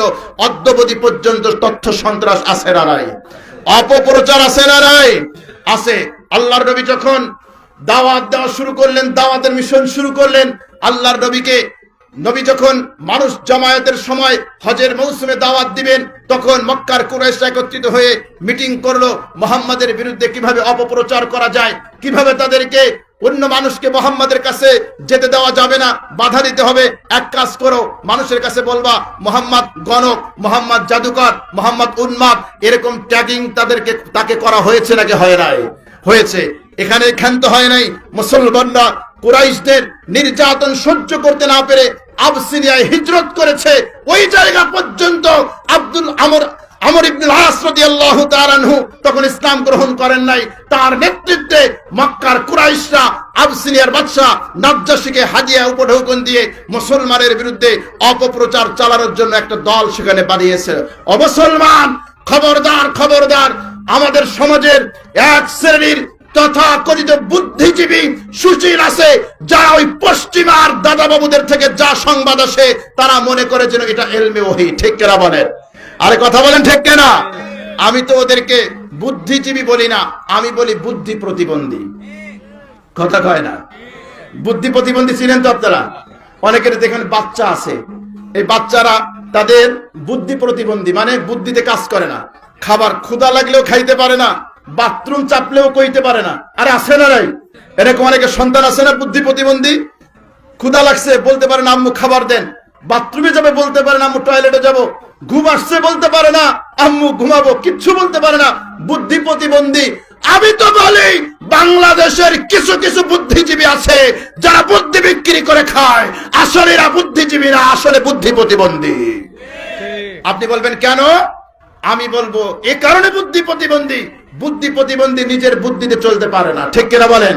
আমাদের দেশের কিছু বুদ্ধিজীবী আছে, এই প্রথম আলো নামক পথবন্ধকার, ডেলি স্টার নামক দিল্লি স্টার, তারা ওই দাদাবাবু আর পশ্চিমাদের সংবাদ যা আসবে ওইটা ছাড়া নিজের বুদ্ধিতে কোনো তথ্য ছাপাতে পারে না। কথা বলেন ঠিক কিনা? তাহলে এই বুদ্ধিজীবী কিছু আছে যারা ঢাকায় বসে ঢাকার নুন খেয়ে দিল্লির গুণ গায়। আছে না নাই? আরে কথা বলেন আছে না নাই? সিলেটের যুবক ছেলেরা ভালো করে মনে রাখো, 1971 সালে মুক্তিযুদ্ধের সময় যারা বাংলাদেশের বিপক্ষে গিয়ে পাকিস্তানের পক্ষ অবলম্বন করেছিল, তাদেরকে যদি তোমরা রাজাকার বলো, আমরাও বলতে চাই 2024 সালে এসে যারা ঢাকায় বসে ভারতের স্বার্থ দেখে, দিল্লির স্বার্থ দেখে, তারাও 2024 সালের রাজাকার। আমরা অযৌক্তিক কোনো কিছু বলতে চাই না, আমরা লজিক দিয়ে কথা বলতে চাই, যুক্তি দিয়ে কথা বলতে চাই, দলিল ভিত্তিক কথা বলতে চাই। এরকম মানুষ আছে না নাই? বাংলাদেশে আছে না নাই? আরে কথা বলেন আছে না নাই? আছে আছে। ঘুমায় কোথায়? ঢাকায়। স্বপ্ন দেখে কোথায়? দিল্লির। এজন্য দেখেন না ইয়াং জেনারেশন স্লোগান দিল্লি না ঢাকা স্লোগান আছে না নাই? আরে কথা বলেন আছে না নাই? দেশের ব্যাপারে কোনো কম্প্রোমাইজ করা যাবে? দেশের ব্যাপারে কোনো কম্প্রোমাইজ নাই। এ মাতৃভূমি আমাদের, এ সার্বভৌমত্ব আমাদের, স্বাধীন বাংলাদেশ আমাদের, আমাদের বাংলাদেশ আমাদেরকে রক্ষা করতে হবে। ঠিক কিনা বলেন? এই সাংবাদিক নামক সাংঘাতিক বলে তোমরা ভারতের চিকেন নেক বলো, বাংলাদেশের একটা চিকেন নেক আছে, ওরা নাকি আমাদের এই পণ্যভূমি সিলেটকে ওরা নাকি আলাদা করবে, দখল করতে চায়। আমরা বলতে চাই শাহজালালের রুহানি সন্তানেরা জীবিত আছে না নাই? গৌর গোবিন্দ যেরকম পালাতে বাধ্য হয়েছিল, তোরা শুনে রাখ, যদি সিলেটের দিকে তোদের দৃষ্টি পড়ে, এদেশের 18 কোটি মুসলমান তোদের চোখ উপড়ে ফেলবে। আমরা দেশের ব্যাপারে সবাই একমত। ঠিক কিনা বলেন? দল ভিন্ন হতে পারে, রাজনৈতিক মতানৈক্য থাকতে পারে, দেশের স্বাধীনতা সার্বভৌমত্বের ব্যাপারে এদেশের জনগণ কোনোদিন আপোষ করতে পারে না। তুমি যদি দেশের বাইরে গিয়ে ভারতের সাথে আতাত করো, তোমার চেয়ে মুনাফেক আর কেউ হতে পারে না। ওরা আমাদের সিলেটকে দখল করতে চায়। ওরা ভেবেছে এটা হায়দ্রাবাদ। আমরা স্পষ্ট ভাষায় বলতে চাই, ওটা হায়দ্রাবাদ, এটা বাংলাদেশ। ওটা সিকিম, এটা ঢাকা। তোরা যদি বাংলাদেশকে হায়দ্রাবাদ মনে করিস, এটা ভুল করা হবে। বাংলাদেশের দিকে হাত বাড়ালে তোদের হাত আমরা কেটে দেবো ইনশাআল্লাহ। আমরা দেখতে পেয়েছি মুসলমান সিলেটের তরুণ যুবকেরা হুঁশিয়ার হও, বাংলাদেশের পূর্ব দিগন্তে কালো মেঘ জমেছে। আমরা দেখতে পেয়েছি আমাদের স্বাধীনতা সার্বভৌমত্ব নিয়ে চক্রান্ত করছে। দেশ নিয়ে কথা বলার অধিকার আমাদের আছে না নাই? কথা বলতে হবে, আছে না নাই? আছে, আছে। অনেকে বলে যে হুজুররা আবার দেশ নিয়ে কথা বলবে কেন, আলেমরা দেশ নিয়ে কথা বলবে কেন? আলেমরা এই দেশে ভাড়াটিয়া থাকে না, আমিও এই দেশের নাগরিক, ফার্স্ট ক্লাস নাগরিক, সুতরাং এই দেশ নিয়ে কথা বলার অধিকার আমারও আছে। ঠিক কিনা বলেন? এদেশ আমাদের সবার, সুতরাং এই দেশ নিয়ে আমরা কথা বলবো। আমরা দেখেছি দেশের ক্রান্তির অগ্রে, আপনারা দেখেছেন যখন রোহিঙ্গা এসেছিল, এদেশের আলেম ওলামা আপনাদের আমানত নিয়ে তাদের কাছে পৌঁছে দিয়েছে। সিলেটের ভয়াবহ বন্যা হয়েছে, আমরা দেখেছি তোরা বিলেতে গিয়ে লাল পানি আর নীল পানি দিয়ে ঠোঁট ভিজিয়েছিস। উলামায়ে কেরাম জাতির আমানত নিয়ে এই বন্যাগ্রস্ত মানুষের পাশে দাঁড়িয়েছে। ঠিক কিনা বলেন? ঠিক কিনা বলেন? আমরা দেখেছি গত বছর বন্যা হয়েছে, উলামায়ে কেরাম জাতির ক্রান্তি লগ্নে জাতির পাশে দাঁড়ায়। আর তোরা দেশ থেকে পালিয়ে গিয়ে কেউ স্বামীর বাড়ি আর মামু বাড়ি গিয়ে আশ্রয় নিয়েছ। সুতরাং বার্তা একেবারে স্পষ্ট, বার্তা একেবারে স্পষ্ট। অনেকে বলে কথায় কথা এসে যায় ইসলামের রাজনীতি বলতে কিছু নাই, বলে কি বলে না? কথা বলেন, বলে কি বলে না? মাহফিলে গেলে আগে এসে কানে কানে হুজুর এই বিষয়ে আলোচনা চলবে না, রাজনৈতিক আলোচনা চলবে না, অমুক চলবে না, তমুক চলবে না। আমরা স্পষ্ট ভাষায় বলতে চাই, এখন থেকে যমুনায় যদি রাজনীতির আলোচনা চলে, মাহফিলের প্যান্ডেলেও রাজনীতির আলোচনা চলবে। সংসদে যদি রাজনীতির আলোচনা চলে, মসজিদের মেম্বারও রাজনীতির আলোচনা চলবে। তবে তোরা আলোচনা করিস আব্রাহাম লিঙ্কনের রাজনীতি, কার্ল মার্কসের রাজনীতি, মাও সেতুংয়ের রাজনীতি, আমরা করব আখেরি জামানার পয়গম্বর মুহাম্মদ সাল্লাল্লাহু আলাইহি ওয়াসাল্লামের রাজনীতি। আওয়াজ দিয়ে বলেন ঠিক কিনা? ইসলামের রাজনীতি আছে না নাই? কথা বলতে হবে, আছে না নাই? আমি আপনাদেরকে সহজ প্রশ্ন করি, মুহাম্মদ সাল্লাল্লাহু আলাইহি ওয়াসাল্লাম আগে বলেন রাজনীতি মানে কি? রাষ্ট্র পরিচালনার নীতি। রাজনীতি মানে কি? কথা বলে না। রাজনীতি মানে কি? রাষ্ট্র পরিচালনার নীতি। আলহামদুলিল্লাহ আমি পলিটিক্যাল সায়েন্সের ছাত্র ছিলাম, এমএ পাস করেছি। আমি সুশীলদেরকে বলছি, আপনাদেরকে বলার কোনো দরকার নাই। আমরাও রাজনীতি নিয়ে কিছু লেখাপড়া করেছি, পলিটিক্যাল সায়েন্সের জ্ঞান আমাদেরও আছে আলহামদুলিল্লাহ। রাজনীতি মানে রাষ্ট্র পরিচালনার নীতি। আমি আপনাকে প্রশ্ন করতে চাই, মুহাম্মদ সাল্লাল্লাহু আলাইহি ওয়াসাল্লাম রাষ্ট্র পরিচালনা করেছেন নাকি করেন নাই? কথা বলেন। করেছেন? হযরত আবু বকর, হযরত ওমর, হযরত উসমান, হযরত আলী। তাহলে আপনি যদি বলেন ইসলামী রাজনীতি নেই, তাহলে আপনি ভুল করছেন না নবী ভুল করছে? কথা বলেন। আমরা অযৌক্তিক কোনো কথা বলতে চাই না, পারলে আমাদের সাথে দলিল এবং যুক্তি দিয়ে মোকাবেলা করতে আসেন।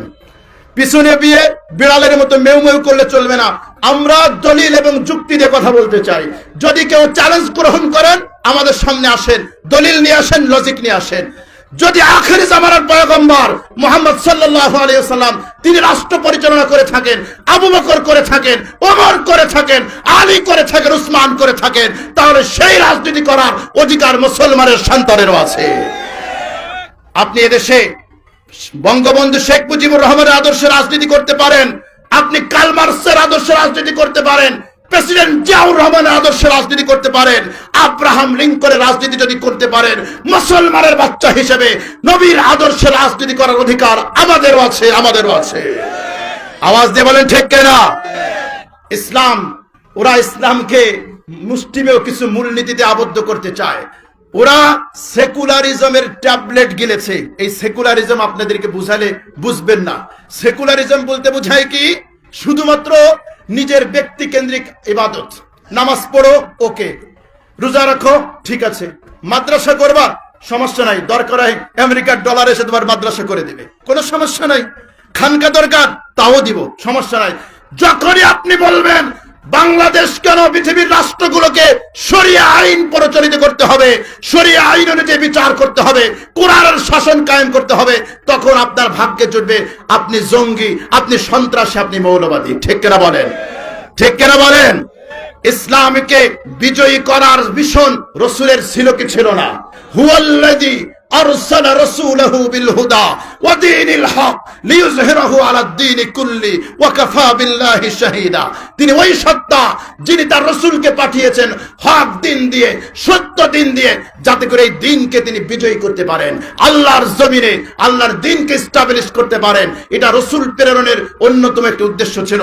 আপনি যখনই দিন বিজয়ীর কথা বলবেন, রাষ্ট্রীয়ভাবে কোরআনের শাসনের কথা বলবেন, তখনই আপনি হবেন জঙ্গি। ঠিক কিনা বলেন? আপনি যদি আমেরিকার সাথে থাকেন, ভারতের সাথে থাকেন, ইসরায়েলের সাথে থাকেন, আপনি হলেন সঙ্গী। কোরআনের শাসনের কথা বলবেন, আপনি হলেন জঙ্গি। ত্যাগ আছে না নাই? আছে না নাই?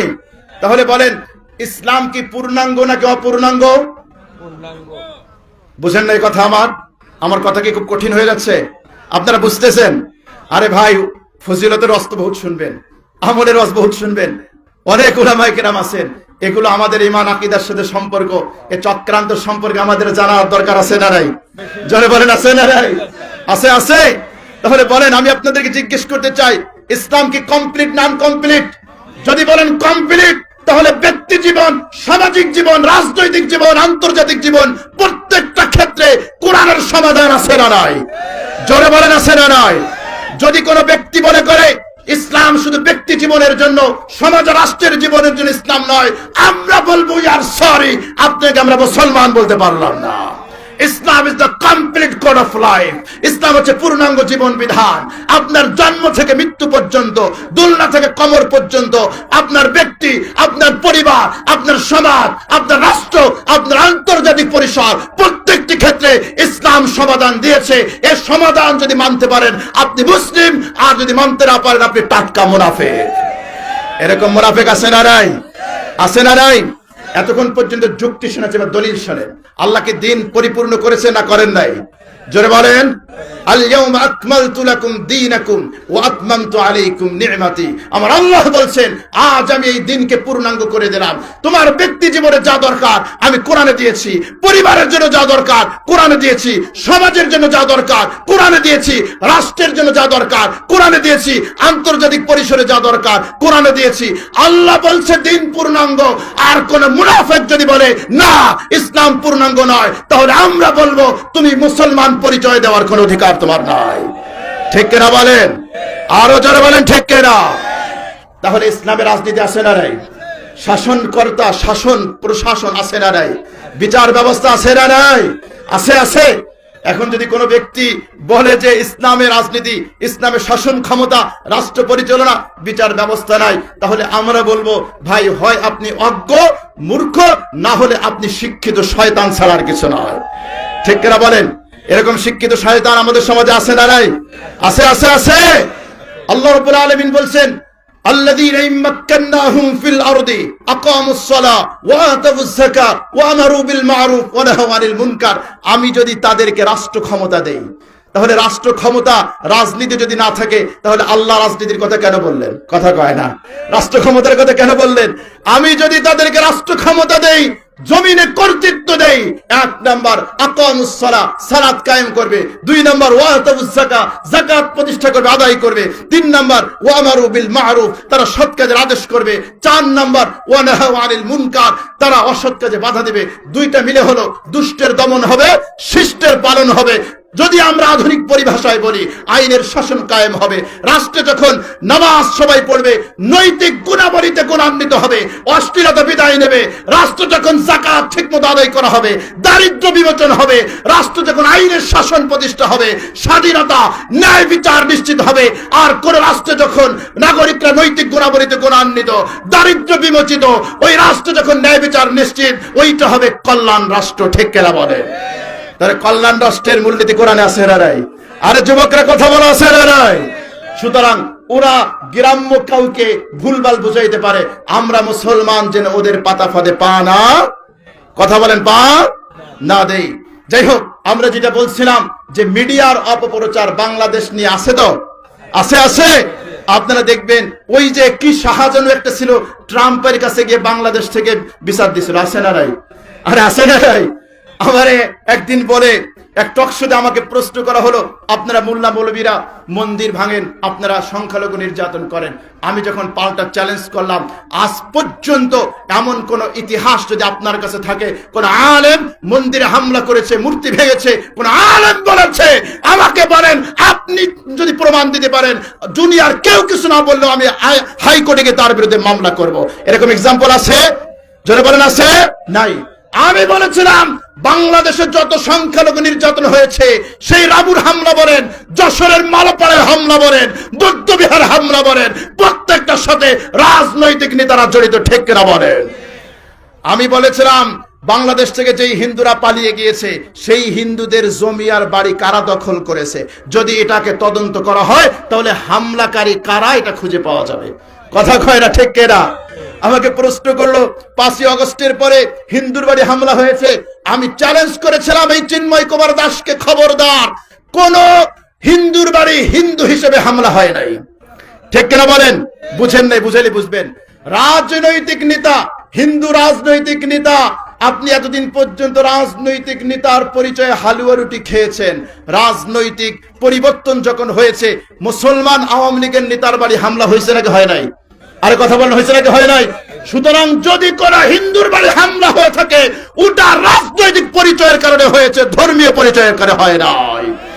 সুতরাং আপনি যখন রাজনৈতিক ফ্যাসিলিটিস নেবেন, সুযোগ সুবিধা নেবেন, তখন আপনি নেতা, আর যখন হামলার শিকার হবেন তখন সংখ্যালঘু, এই ডাবল স্ট্যান্ডার্ড নীতি আপনি টাটকা মুনাফেক ছাড়ার কিছু হতে পারেন না।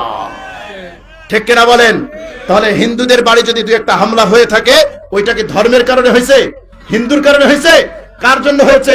রাজনৈতিক পট পরিবর্তনের কারণে হয়েছে। সুতরাং মুসলমান, আমাদের চৌকান্না থাকার দরকার আছে না নাই? জোরে বলেন, আছে না নাই? আপনাদের কি কষ্ট হচ্ছে? 3 নম্বর চক্রান্তে যাব আমরা। ভারত হায়দ্রাবাদ দখল করার জন্য 1 নম্বর চক্রান্ত ছিল হিন্দু মুসলমানের দাঙ্গা লাগানো। বাংলাদেশেও ভারতের চক্রান্ত আছে না নাই? আছে না নাই?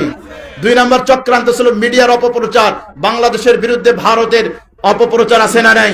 3 নম্বর, ভারত হায়দ্রাবাদে কিছু দালাল তৈরি করেছিল। বাংলাদেশে তো ভারতের রয়ের কোনো দালাল নাই। আছে? আছে। ভারতের পদলেহনকারী বাংলাদেশে নাই? আরে কথা কইতে ভয় করে নাকি আপনাদের? কই হুজুর, আমরা তো ভারতের লগে লগে থাকি, সিলেটের মানুষ, আপনারা ঢাকায় থাকেন অনেক দূরে, হামলা টামলা করলে আমাদের উপরে হইব। মুসলমান ওই সমস্ত মানুষের হুমকি ধুমকির ভয় করে না। ভয় করে কাকে? আরো জোরে বলেন, কাকে? আল্লাহকে। মুসলমান জীবন দিবে আল্লাহর জন্য, রসুলের জন্য, কোরআনের জন্য। ঠিক কিনা বলেন?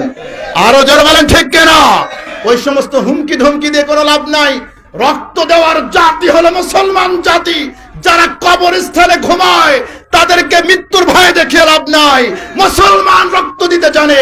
71 রক্ত দিয়েছে, 69 রক্ত দিয়েছে, 1757 রক্ত দিয়েছে। সুতরাং রক্ত দেওয়ার জাতি আমরা, আমাদেরকে ভয় দেখিয়ে লাভ নাই। বার্তা স্পষ্ট। ইতিহাস থেকে শিক্ষা গ্রহণ করেন। মুসলমানদের মধ্যে ভিন্ন ধর্মীদের দালাল যতক্ষণ তৈরি না হয়, ততক্ষণ পর্যন্ত স্বাভাবিকভাবে মুসলমানদের পরাজয় হয় না। ইতিহাস থেকে শিক্ষা গ্রহণ করেন। 1757 সালের পলাশির যুদ্ধ, নবাব সিরাজউদ্দৌলার পরাজয়ের কারণ কি ছিল? মীর জাফরের বিশ্বাসঘাতকতা। ঠিক কিনা বলেন? সেনাপতি মীর জাফর যদি বিশ্বাসঘাতকতা না করত, তাহলে বাংলার নবাব সিরাজউদ্দৌলার পরাজয় হতো না। টিপু সুলতানের নাম আপনারা শুনেছেন। এই টিপু সুলতান ব্রিটিশদের বিরুদ্ধে লড়াই করেছিল, তার পরাজয় হতো না যদি তার সেনাপতি মীর সাদেক বিশ্বাসঘাতকতা না করত। ঠিক কিনা বলেন? ঠিক একইভাবে হায়দ্রাবাদ দখল করার জন্য ভারত টাকা দিয়ে হায়দ্রাবাদে তাদের দালাল তৈরি করেছিল। হায়দ্রাবাদের সেনাপ্রধান নাম ছিল এল এদ্রুস। এই এল এদ্রুসকে টাকা দিয়ে ভারত গোলাম বানিয়েছিল। যুদ্ধ যখন শুরু হলো, এল এদ্রুস হায়দ্রাবাদ থেকে বের হয়ে এসে ভারতের বাহিনীর কাছে আত্মসমর্পণ করেছিল। ও মুসলমান, শুনে রাখো, বাংলাদেশে ভারতের দালাল আছে না নাই? জোরে বলেন, আছে না নাই? ভারতের সাথে পরকীয়ায় লিপ্ত মানুষ আছে না নাই? সুতরাং এদের ব্যাপারে এখনই যদি আমরা হুঁশিয়ার না হই, আমাদের সামনে বিপদ আছে না নাই? জোরে বলেন, আছে না নাই? ও মুসলমান, 1450 বছর পূর্বে আল্লাহর নবী মুহাম্মদুর রাসূলুল্লাহ সাল্লাল্লাহু আলাইহি ওয়াসাল্লাম তিনি আমাদেরকে ভবিষ্যৎবাণী করে গিয়েছেন, মুসলমানদের সাথে হিন্দুস্তানের একটা লড়াই হবে, যার নাম হলো গাজওয়াতুল হিন্দ। যার নাম হলো গাজওয়াতুল হিন্দ, এই গাজওয়াতুল হিন্দের দামামা বেজে উঠেছে। রণাঙ্গনের প্রস্তুতি নেওয়ার দরকার আছে না নাই? যুবক, সিলেটের যুবকেরা শুনে রাখো, তরুণেরা শুনে রাখো, রাসূলের ভবিষ্যৎবাণী বাস্তবায়িত হতে যাচ্ছে। তোমরা প্রস্তুত হও। গাজওয়াতুল হিন্দের সময় এসেছে। মাজমুউস সাওয়ায়েদ নামক কিতাবের হাদিস, সনদ সহিহ। নবীজি বলেছেন, লা তুকাতিলুন্নাল মুশরিকিন হাত্তা তুকাতিলা বাকিয়াতুকুম আলা বিদ-দাজ্জাল আলা নাহরি উরদুন। নবীজি বলেছেন, অবশ্যই তোমরা মুশরিকদের সাথে লড়াই করবে। এই লড়াইয়ের শেষ দল জর্ডানের নদীর প্রান্তে গিয়ে দাজ্জালের সাথে তোমরা লড়াই করবে। আল্লাহর নবী বলেছেন, গাজওয়াতুল হিন্দে মুসলমানরা 3 দলে বিভক্ত হবে। কয় দলে? কথা বলতে হবে, কয় দলে? কথা না বললে আলোচনা শেষ, বহুদূরে যেতে হবে। কয় দলে বিভক্ত? 3 দলে। এক দল মুশরিকদের সাথে গিয়ে আতাত করবে। আছে আছে আছে আছে মুশরিকদের দলে গিয়ে আতাত করে পরকে লিপ্ত হয়, আবার স্বামী স্ত্রীর সম্পর্ক বলে। আছে না নাই? আছে আছে। আমাদের বার্তা স্পষ্ট, প্রতিবেশী রাষ্ট্র, প্রতিবেশী থাকো, তোমাদের সাথে আমার সম্পর্ক হবে গিভ এন্ড টেক। তুমি আমার অধিকার দাও, তোমার অধিকার দাও। স্বামী স্ত্রীর সম্পর্ক আর চলবে না। ঠিক কিনা বলেন? আমরা তোমাদেরকে ইলিশ হাদিয়া পাঠাবো, আর ফারাক্কার বাঁধ ছেড়ে দিয়ে সিলেট সহ উত্তরাঞ্চল প্লাবিত করে দেবা। এই অনধিকার চর্চা বাংলার জনগণ মেনে নেবে না। আমরা তোমাদেরকে প্রতিবেশী বন্ধু ভাববো, আর ফেলানিকে গুলি করে তোমরা সীমান্তে ঝুলিয়ে রাখবা। এই অসমনীতি আর চলতে দেওয়া হতে পারে না। কথা বলেন ঠিক কিনা? তাহলে একদল মুশরিকদের সাথে আতাত করবে, একদল কি করবে? মুশরিকদের সাথে আতাত করবে। ইবনে মাজার হাদিস, সনদ সহিহ। নবীজি বলেছেন, লা তাকুমুস সাআ হাত্তা তালহাকা কাবাইলু মিন উম্মতি বিল মুশরিকিন ওয়া হাত্তা ইয়াবুদুল আওসান। উলামায়ে কেরাম এখানে আছেন। নবীজি বলেছেন, লা তাকুমুস সাআ, কিয়ামত সংগঠিত হবে না যতক্ষণ না পর্যন্ত আমার উম্মতের একটা দল, মুসলমানের একটা দল মুশরিকদের সাথে গিয়ে মিলিত না হবে। হাদিসের বাস্তবতা আছে না নাই? আছে আছে। হাদিসের বাস্তবতা আছে। আল্লাহু আকবার, আল্লাহু আকবার। নবীজি মনে হয় আমাদের দেশের অবস্থা দেখে দেখে বলে দিয়েছেন। আল্লাহ মনে হয় এই বাংলাদেশের চিত্রটা নবীর সামনে তুলে ধরছেন, নবীজি দেখে দেখে বলছেন। ঠিক কেনা বলেন? আল্লাহর নবী বলেছেন, আমার উম্মতের একটা দল মুশরিকদের সাথে মিলিত হবে। ও হাত্তা ইয়াবুদুল আওসান, যতক্ষণ না পর্যন্ত একটা দল মূর্তি পূজায় লিপ্ত না হবে ততক্ষণ পর্যন্ত কিয়ামত হবে না। নবীজি বলেছেন, গাজওয়াতুল হিন্দে মুসলমান 3 দলে বিভক্ত হবে। এক দল মুশরিকদের সাথে মিলিত হবে, আরেক দল লড়াই করতে করতে করতে শহীদ হয়ে যাবে, আরেক দল তাদেরকে আল্লাহ পাক বিজয়ী হবে, বিজয় দান করবেন। ভারতের মুলকদেরকে শিকল দিয়ে বেঁধে ইমাম মাহদি আর ঈসা আলাইহিস সালাতু ওয়াস সালামের সাথে মিলিত হবে। আল্লাহর কাছে দোয়া করি, আল্লাহ যেন আমাদেরকে বিজয় কাফেলায় শামিল হওয়ার তৌফিক দান করেন। আমিন। ও তরুণেরা, যুবকেরা শুনে রাখো, সিলেটের তরুণেরা, যুবকেরা শুনে রাখো, নবীজি বলেছেন, ইসাবাতান মিন উম্মতি আহরাজাহুম আল্লাহু মিনান নার, ইসাবাতুন তাগজুল হিন্দ ওয়া ইসাবাতুন তাকুনু মা ঈসা আলাইহিস সালাতু ওয়াস সালাম। নবীজি বলেছেন, আমার উম্মতের 2টি দল। নাসাই শরীফের হাদিস, সনদ সহিহ। নবীজি বলেছেন, আমার উম্মতের 2টি দল, এক দল গাজওয়াতুল হিন্দে লড়াই করবে, আরেক দল ঈসা আলাইহিস সালাতু ওয়াস সালামের সাথে মিলিত হবে। এই 2 দলকে আল্লাহ রাব্বুল আলামিন জাহান্নাম থেকে মুক্তির পরোয়ানা লিখে দেবেন। বলেন আল্লাহু আকবার। আরো জোরে আল্লাহু আকবার। নাসাই শরীফের হাদিস, আবু হুরায়রা থেকে বর্ণিত, তিনি বলেন, ওয়াদানা রাসূলুল্লাহ সাল্লাল্লাহু আলাইহি ওয়াসাল্লাম গাজওয়াতুল হিন্দ, আল্লাহর নবী আমাদেরকে গাজওয়াতুল হিন্দের ওয়াদা করেছেন, প্রতিশ্রুতি দিয়েছেন। ফাইন আদরাকতু ফিহা, আমি আবু হুরায়রা যদি গাজওয়াতুল হিন্দ পেয়ে যাই, উনফিক ফিহা নাফসি ওয়া মালি, আমি আবু হুরায়রা আমার জীবনকে আমি গাজওয়াতুল হিন্দ উৎসর্গ করব, আমার সঞ্চিত সমস্ত সম্পদ আমি গাজওয়াতুল হিন্দে ব্যয় করব। ফাইন কুতিলতু, যদি আমি ওই যুদ্ধে শহীদ হয়ে যাই, কুনতু মিন আফদালিশ শুহাদা, আমি হব আল্লাহর রাহে জীবন দিয়ে যারা শহীদ হয়েছে এই শহীদদের মধ্যে শ্রেষ্ঠ শহীদ। চিল্লায় বলেন আল্লাহু আকবার, আল্লাহু আকবার।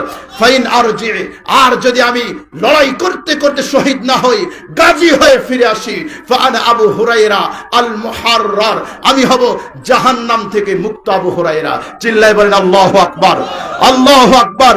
আবু হুরায়রার এই যে আকাঙ্ক্ষা, এই গাজওয়াতুল হিন্দের সাথী হতে কারা কারা রাজি হাত উঁচু করে আল্লাহকে দেখায়। লিল্লাহে তাকবীর, লিল্লাহে তাকবীর, লিল্লাহে তাকবীর। হাত নামান। ও মুসলমান, জীবন দেওয়ার মালিককে, জীবন দেওয়ার মালিককে। জীবন যদি দিতে হয় কার জন্য দিব? আরো জোরে বলেন, কার জন্য দিব? অনেকে বলে গণতন্ত্র প্রতিষ্ঠার জন্য জীবন দিব, আর তোর চেয়ে বেউকুফ আর কেউ হতে পারে না। আব্রাহাম লিঙ্কনের আদর্শ বাস্তবায়নের জন্য কোন মুসলমান জীবন দিতে পারে না। মুসলমান জীবন দেবে কার জন্য? আল্লাহর জন্য। আল্লাহর জন্য জীবন দিলে সফলতা আসে না নাই। ওয়ালা তাহসাবান্নাল্লাযীনা কুতিলু ফি সাবিলিল্লাহি আমওয়াতা বাল আহইয়াউন ইনদা রাব্বিহিম ইউরযাকুন। আল্লাহ বলেন, হাবিব ও মুসলমান, যারা আল্লাহর জমিনে আল্লাহর দ্বীন প্রতিষ্ঠার জন্য লড়াই করে যারা জীবন দেয় তাদেরকে মৃত্যু বলো না, তারা আল্লাহর কাছে জীবিত। বাল আহইয়াউন ইনদা রাব্বিহিম ইউরযাকুন, আল্লাহর কাছে রিজিক প্রাপ্ত। ব্যাখ্যা কি? মানুষ যখন মৃত্যুবরণ করে নেক আমলদার নেক ব্যক্তিদের রূহগুলো ইল্লিনে যায়, বদ আমলকার তাদের রূহগুলো সিজ্জিনে যায়। কিন্তু যারা শহীদ হয়ে যায়, আল্লাহর রাহে যারা জীবন উৎসর্গ করে, তাদের রূহটাকে জান্নাতের মধ্যে সহিহ মুসলিমের হাদিসে এসেছে, নবীজি বলেছেন শহীদের আত্মাগুলোকে আল্লাহ রাব্বুল আলামিন জান্নাতের মধ্যে সবুজ পাখির আকৃতি দিয়ে দেন। সে জান্নাতের মধ্যে ওই ঝর্ণাধারা থেকে পানি পান করে, জান্নাতের বৃক্ষ থেকে ফল ভক্ষণ করে, আর আল্লাহর আরশের নিচে এসে বিশ্রাম গ্রহণ করে। কারা কারা জান্নাতের সবুজ পাখি হতে চাও? আল্লাহকে দেখাও। লিল্লাহে তাকবীর, লিল্লাহে তাকবীর।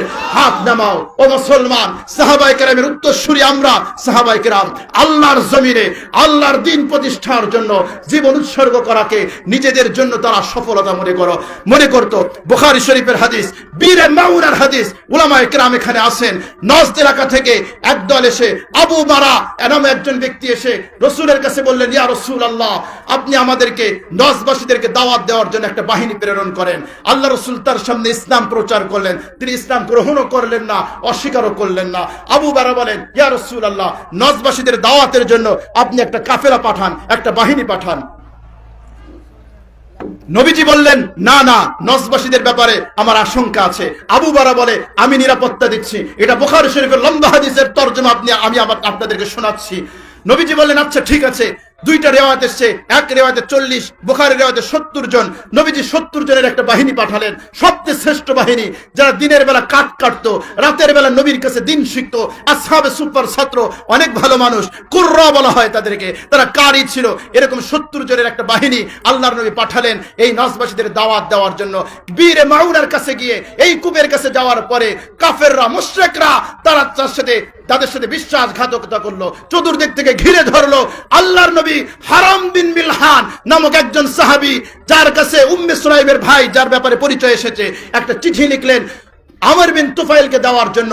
পৃথিবীর ইতিহাসের একটা নিয়ম আছে, কোন রাষ্ট্রদূতকে হত্যা করা যায় না, রাষ্ট্রদূতকে সম্মান করতে হয়। কিন্তু জাহান্নামের এই কীট আল্লাহর নবীর প্রেরিত সাহাবী এই হারাম বিন মিলহান চিঠি নিয়ে যখন বারা ইবনে মালিক আমের বিন তুফাইলের কাছে গিয়েছে, যাওয়ার পরে চিঠিটা দেওয়ার আগেই তিনি পিছন দিক থেকে একজনকে ইঙ্গিত করেছেন।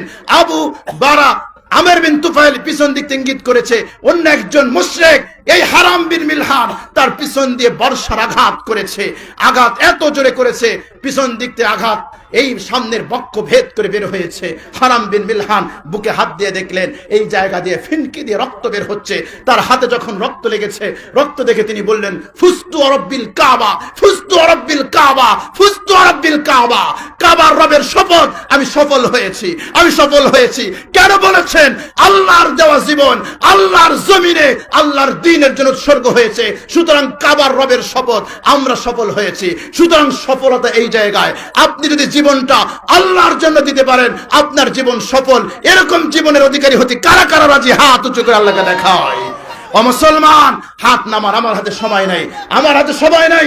বুখারী শরীফের হাদিস, খুবাইব বিন আদি রাদিয়াল্লাহু তাআলা আনহু, তাকে যখন শহীদ করা হবে, তানঈমে নেওয়া হলো। তিনি যখন শাহাদাতের পূর্বে 2 রাকাত নামাজ পড়লেন, নামাজের পরে এরপরে যখন তাকে শুলে বিদ্ধ করা হলো, তীরের আঘাতে যখন ক্ষত বিক্ষত করে, বুখারী শরীফে এসেছে, তিনি একটা কবিতা আবৃত্তি করেছিলেন, ফালাস্তু বালি হিনা উকতালু মুসলিমা আলা আইনি জামদিন কানা লিল্লাহি মাসরাই ওয়া যালিকা ফি যাতিল ইলাহি ইয়াশা ইউবারিকলি ফি আওসালি শিলবিন মুমাজ্জাই। এটা খুবাইব রাদিয়াল্লাহু তাআলা আনহুর কবিতা। তিনি বলেছেন, আমার জীবন যেহেতু মুসলমান অবস্থায় আমি আল্লাহর রাস্তায় শহীদ হচ্ছি, আমার কোনো পরোয়া নাই আমার মৃত্যুর পরে আমার দেহ ডান দিকে পড়বে নাকি বাম দিকে পড়বে, এতে আমার কোনো পরোয়া নাই। আমার দেহ কর্তিত হবে, খণ্ডিত হবে, এতে আমার কোনো পরোয়া নাই। কেন? আমি মুসলমান হিসেবে শহীদ হচ্ছি। ও সিলেটের তরুণেরা, যুবকেরা, শুনে রাখো, তুমি যদি মুসলিম হিসেবে আল্লাহর জমিনে আল্লাহর দ্বীন প্রতিষ্ঠার জন্য জীবন উৎসর্গ করতে পারো, খুবাইবের বাণী শোনো। তিনি বলেন, আল্লাহ যদি চায়, ইয়াশা ইউবারিকলি, আমার এই জীবন দেওয়া যদি আল্লাহর জন্য হয়, তাহলে আমার দেহ যদি কর্তিত হয়ে যায়, আমার আল্লাহ ইচ্ছা করলে এই কর্তিত দেহের মধ্যে বরকত দিতে পারেন। সুতরাং সিদ্ধান্ত তোমাকে নিতে হবে, আল্লাহর দেওয়া জীবন কার জন্য উৎসর্গ করব? জোরে বলেন, কার জন্য? কুল ইন্না সালাতি ওয়া নুসুকি ওয়া মাহইয়ায়া ওয়া মামাতি লিল্লাহি রাব্বিল আলামিন। এটা হলো মুসলমানের আকীদা, মুসলমানের বিশ্বাস। আল্লাহ বলছেন, হাবিব আপনি বলে দেন, ইন্না সালাতি, আমার সালাত, ওয়া নুসুকি, আমার কুরবানি, ওয়া মাহইয়ায়া, আমার জীবন, ওয়া মামাতি লিল্লাহি রাব্বিল আলামিন। কার জন্য? জোরে বলেন, কার জন্য? মুসলমান যদি জীবন দেয় কার জন্য দিবে? জোরে বলেন, কার জন্য? আল্লাহর জন্য, নাকি আব্রাহাম লিঙ্কনের আদর্শ বাস্তবায়নের জন্য? কার্ল মার্কসের, মাও সেতুংয়ের, লেনিনের, সক্রেটিসের, প্লেটোর কারো জন্য মুসলমান জীবন দিতে পারে না। মুসলমান জীবন দেবে আল্লাহর জন্য, মুসলমান জীবন দেবে তার রাসূলের জন্য, মুসলমান জীবন দেবে কোরআনের জন্য। কারা কারা যে হাত উঁচু করে লাগা দেখায়? লিল্লাহি তাকবীর, লিল্লাহি তাকবীর, লিল্লাহি তাকবীর। হাত নামান, আল্লাহ যেন আমাদেরকে কবুল করেন, বলেন আমিন। আজকের আলোচনার সারসংক্ষেপ হলো, ভারত বাংলাদেশের বিরুদ্ধে আগ্রাসন চালাচ্ছে, ষড়যন্ত্র করছে। হায়দ্রাবাদ দখল করার জন্য যেই তিন চক্রান্ত করেছিল, নাম্বার 1 হিন্দু মুসলমানের দাঙ্গা লাগানো, নাম্বার 2 মিডিয়ার অপপ্রচার, নাম্বার 3 দালাল তৈরি করা, তিনটা মূলনীতি বাংলাদেশের জন্য প্রয়োগ করেছে। সুতরাং আমাদের সতর্ক হওয়ার দরকার আছে না নাই? সতর্ক হব তো ইনশাআল্লাহ। আল্লাহ রাব্বুল আলামিন আমাদের ইসলামকে, আমাদের দেশকে, আমাদের জাতিকে হেফাজত করেন, বলেন আমিন। ওয়া আখিরু দাওয়ানা আলহামদুলিল্লাহি রাব্বিল আলামিন। আসসালামু আলাইকুম ওয়া রাহমাতুল্লাহি ওয়া বারাকাতুহু।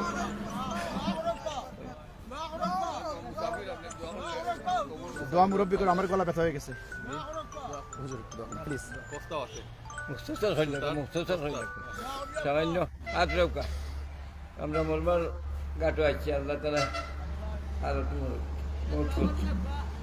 দুরূদ শরীফ পড়ি। আল্লাহুম্মা সাল্লি আলা মুহাম্মাদ ওয়া আলা আলি মুহাম্মাদ কামা সাল্লাইতা আলা ইব্রাহিম ওয়া আলা আলি ইব্রাহিম ইন্নাকা হামিদুম মাজিদ। اللهم بارك على محمد وعلى ال محمد كما باركت على ابراهيم وعلى ال ابراهيم انك حميد مجيد। দোয়া আপনাদের চেয়ে আমার দরকার বেশি। আপনারা জানেন, আমাদের তরুণ যুবক ভাইরা জানেন আমাদেরকে কোন লেভেলে কাজ করতে হয়। বড় বড় বুদ্ধিজীবী নাস্তিক তাদেরকে ফেস করতে হয়। এজন্য আমাদের জীবনের ঝুঁকি বেশি, রিস্ক বেশি। এজন্য আপনাদের সকলের কাছে দোয়া চাই, আল্লাহর জন্য নিরাপত্তার সাথে ইসলামের খেদমত করা তৌফিক দান করেন, আমিন। আমিও আপনাদের জন্য দোয়া করি, আল্লাহ যেন আমাদের সবাইকে এভাবে, এই যে আজকে যেভাবে বসেছি, কিয়ামতের দিবসে একসাথে যেন আমরা সবাই জান্নাতে যেতে পারি, আমিন বলেন, আমিন। আলহামদুলিল্লাহি রাব্বিল আলামিন, ওয়াসসালাতু ওয়াসসালামু আলা সাইয়্যিদিল আমবিয়া ওয়াল মুরসালিন ওয়া আলা আলিহি ওয়া সাহবিহি আজমাইন। রব্বুল আলামিন, মেহেরবান মাওলা মুহিয়ান গরিয়ান, আয় আল্লাহ রব্বুল আলামিন, সকাল 10টা থেকে যেই ইসলামী জলসা শুরু হয়েছে, মাওলা মেহেরবানি করে তুমি কবুল আর মঞ্জুর করে নাও। রব্বুল আলামিন, যারা এখানে একত্রিত হয়েছে, দ্বীনি জ্ঞান অর্জন করে ইখলাসের সাথে আমল করতে পারে তৌফিক নসিব করে দাও। আয় আল্লাহ, যে সকল ভাইরা এই মাহফিল আয়োজন করার জন্য অর্থ দিয়েছে, শ্রম দিয়েছে, মেধা দিয়েছে, বুদ্ধি দিয়েছে, আয় আল্লাহ মেহেরবানি করে সকলের মেধা, বুদ্ধি, শ্রম, দানকে, সাদাকাকে তুমি কবুল আর মঞ্জুর করে নাও। আয় আল্লাহ, বহু বড় বড় মেহমান এখানে আসবে, আয় আল্লাহ এই মাহফিলকে তুমি ভরপুর কামিয়াবি নসিব করে দিও মাওলা। আয় আল্লাহ, এই মাদ্রাসাকে তুমি কবুল আর মঞ্জুর করে নাও। আয় আল্লাহ, প্রিন্সিপাল সাহেব বহু কষ্ট করে আয় আল্লাহ এত চমৎকার মাহফিলের আয়োজন করেছেন মাওলা, তার এই কষ্টকে তুমি সাফল্য মণ্ডিত করে দাও মাওলা। আয় আল্লাহ, মাদ্রাসার ভিত্তিপ্রস্তর স্থাপিত হবে দেখলাম, আয় আল্লাহ এই মাদ্রাসাকে আয় আল্লাহ আন্তর্জাতিক মানের একটা বিশ্ববিদ্যালয় মাদ্রাসা হিসেবে কবুল করে নাও। আয় আল্লাহ এখানে ছাত্ররা যেন কোরআন এবং সুন্নাহর ইলম হাসিল করে আয় আল্লাহ গোটা বিশ্বকে আলোকিত করতে পারে তৌফিক নসিব করে দাও রব্বুল আলামিন। আয় আল্লাহ এই মাদ্রাসার ভবনের জন্য যা কিছু প্রয়োজন তোমার খাজানায় কোনো কিছু অভাব নেই মাওলা। আয় আল্লাহ মেহেরবানি করে তুমি ব্যবস্থা করে দাও মাওলা, তুমি ব্যবস্থা করে দাও মাওলা। আয় আল্লাহ বিত্তশালীদের অন্তরকে দিকে ঝুঁকিয়ে দাও মাওলা। আয় আল্লাহ এই এলাকায় বহু মানুষ ঈমানের সাথে মৃত্যু বরণ করে কবরের বাসিন্দা হয়েছেন, মেহেরবানি করে সকলের জীবনের গুনাহ খাতা মাফ করে দাও। আয় আল্লাহ সকলের জীবনের গুনাহ খাতা মাফ করে দাও। আয় আল্লাহ সকলের জন্য জান্নাতুল ফেরদাউস নসিব করে দাও। আয় আল্লাহ বড় বড় উলামায়ে কিরাম এখানে হাত উঠিয়েছে, আয় আল্লাহ তাদের ওসিলায় আমাদের দোয়া কবুল করো। আয় আল্লাহ বহু যুবক ভাই আমাদের সাথে হাত উঠিয়েছে, এই যুবকদেরকে তুমি ইসলামের জন্য কবুল করে নাও। আয় আল্লাহ কোন দেশের কোন এলাকার যুবকরা যদি ইসলামের আদর্শে উজ্জীবিত হয়ে যায়, আয় আল্লাহ ওই জায়গায় ইসলামী শাসন কায়েম হবে। আমাদের যুবকদের অন্তরকে তুমি কোরআনের আলোয় আলোকিত করে দাও মাওলা। আয় আল্লাহ বৃদ্ধ মানুষরা হাত উঠিয়েছে, দাড়ি পাকা মানুষ হাত উঠিয়েছে, যেই দুইখানা হাত তুমি পছন্দ করো ওই দুইখানা হাতের উসিলায় আমাদের দোয়া কবুল করে নাও। সুবহান রাব্বিকা রাব্বিল ইজ্জাতি আম্মা ইয়াসিফুন ওয়া সালামুন আলাল মুরসালিন ওয়ালহামদুলিল্লাহি রাব্বিল আলামিন। আমিন আমিন বিরহমাতিকা ইয়া আরহামার রাহিমিন।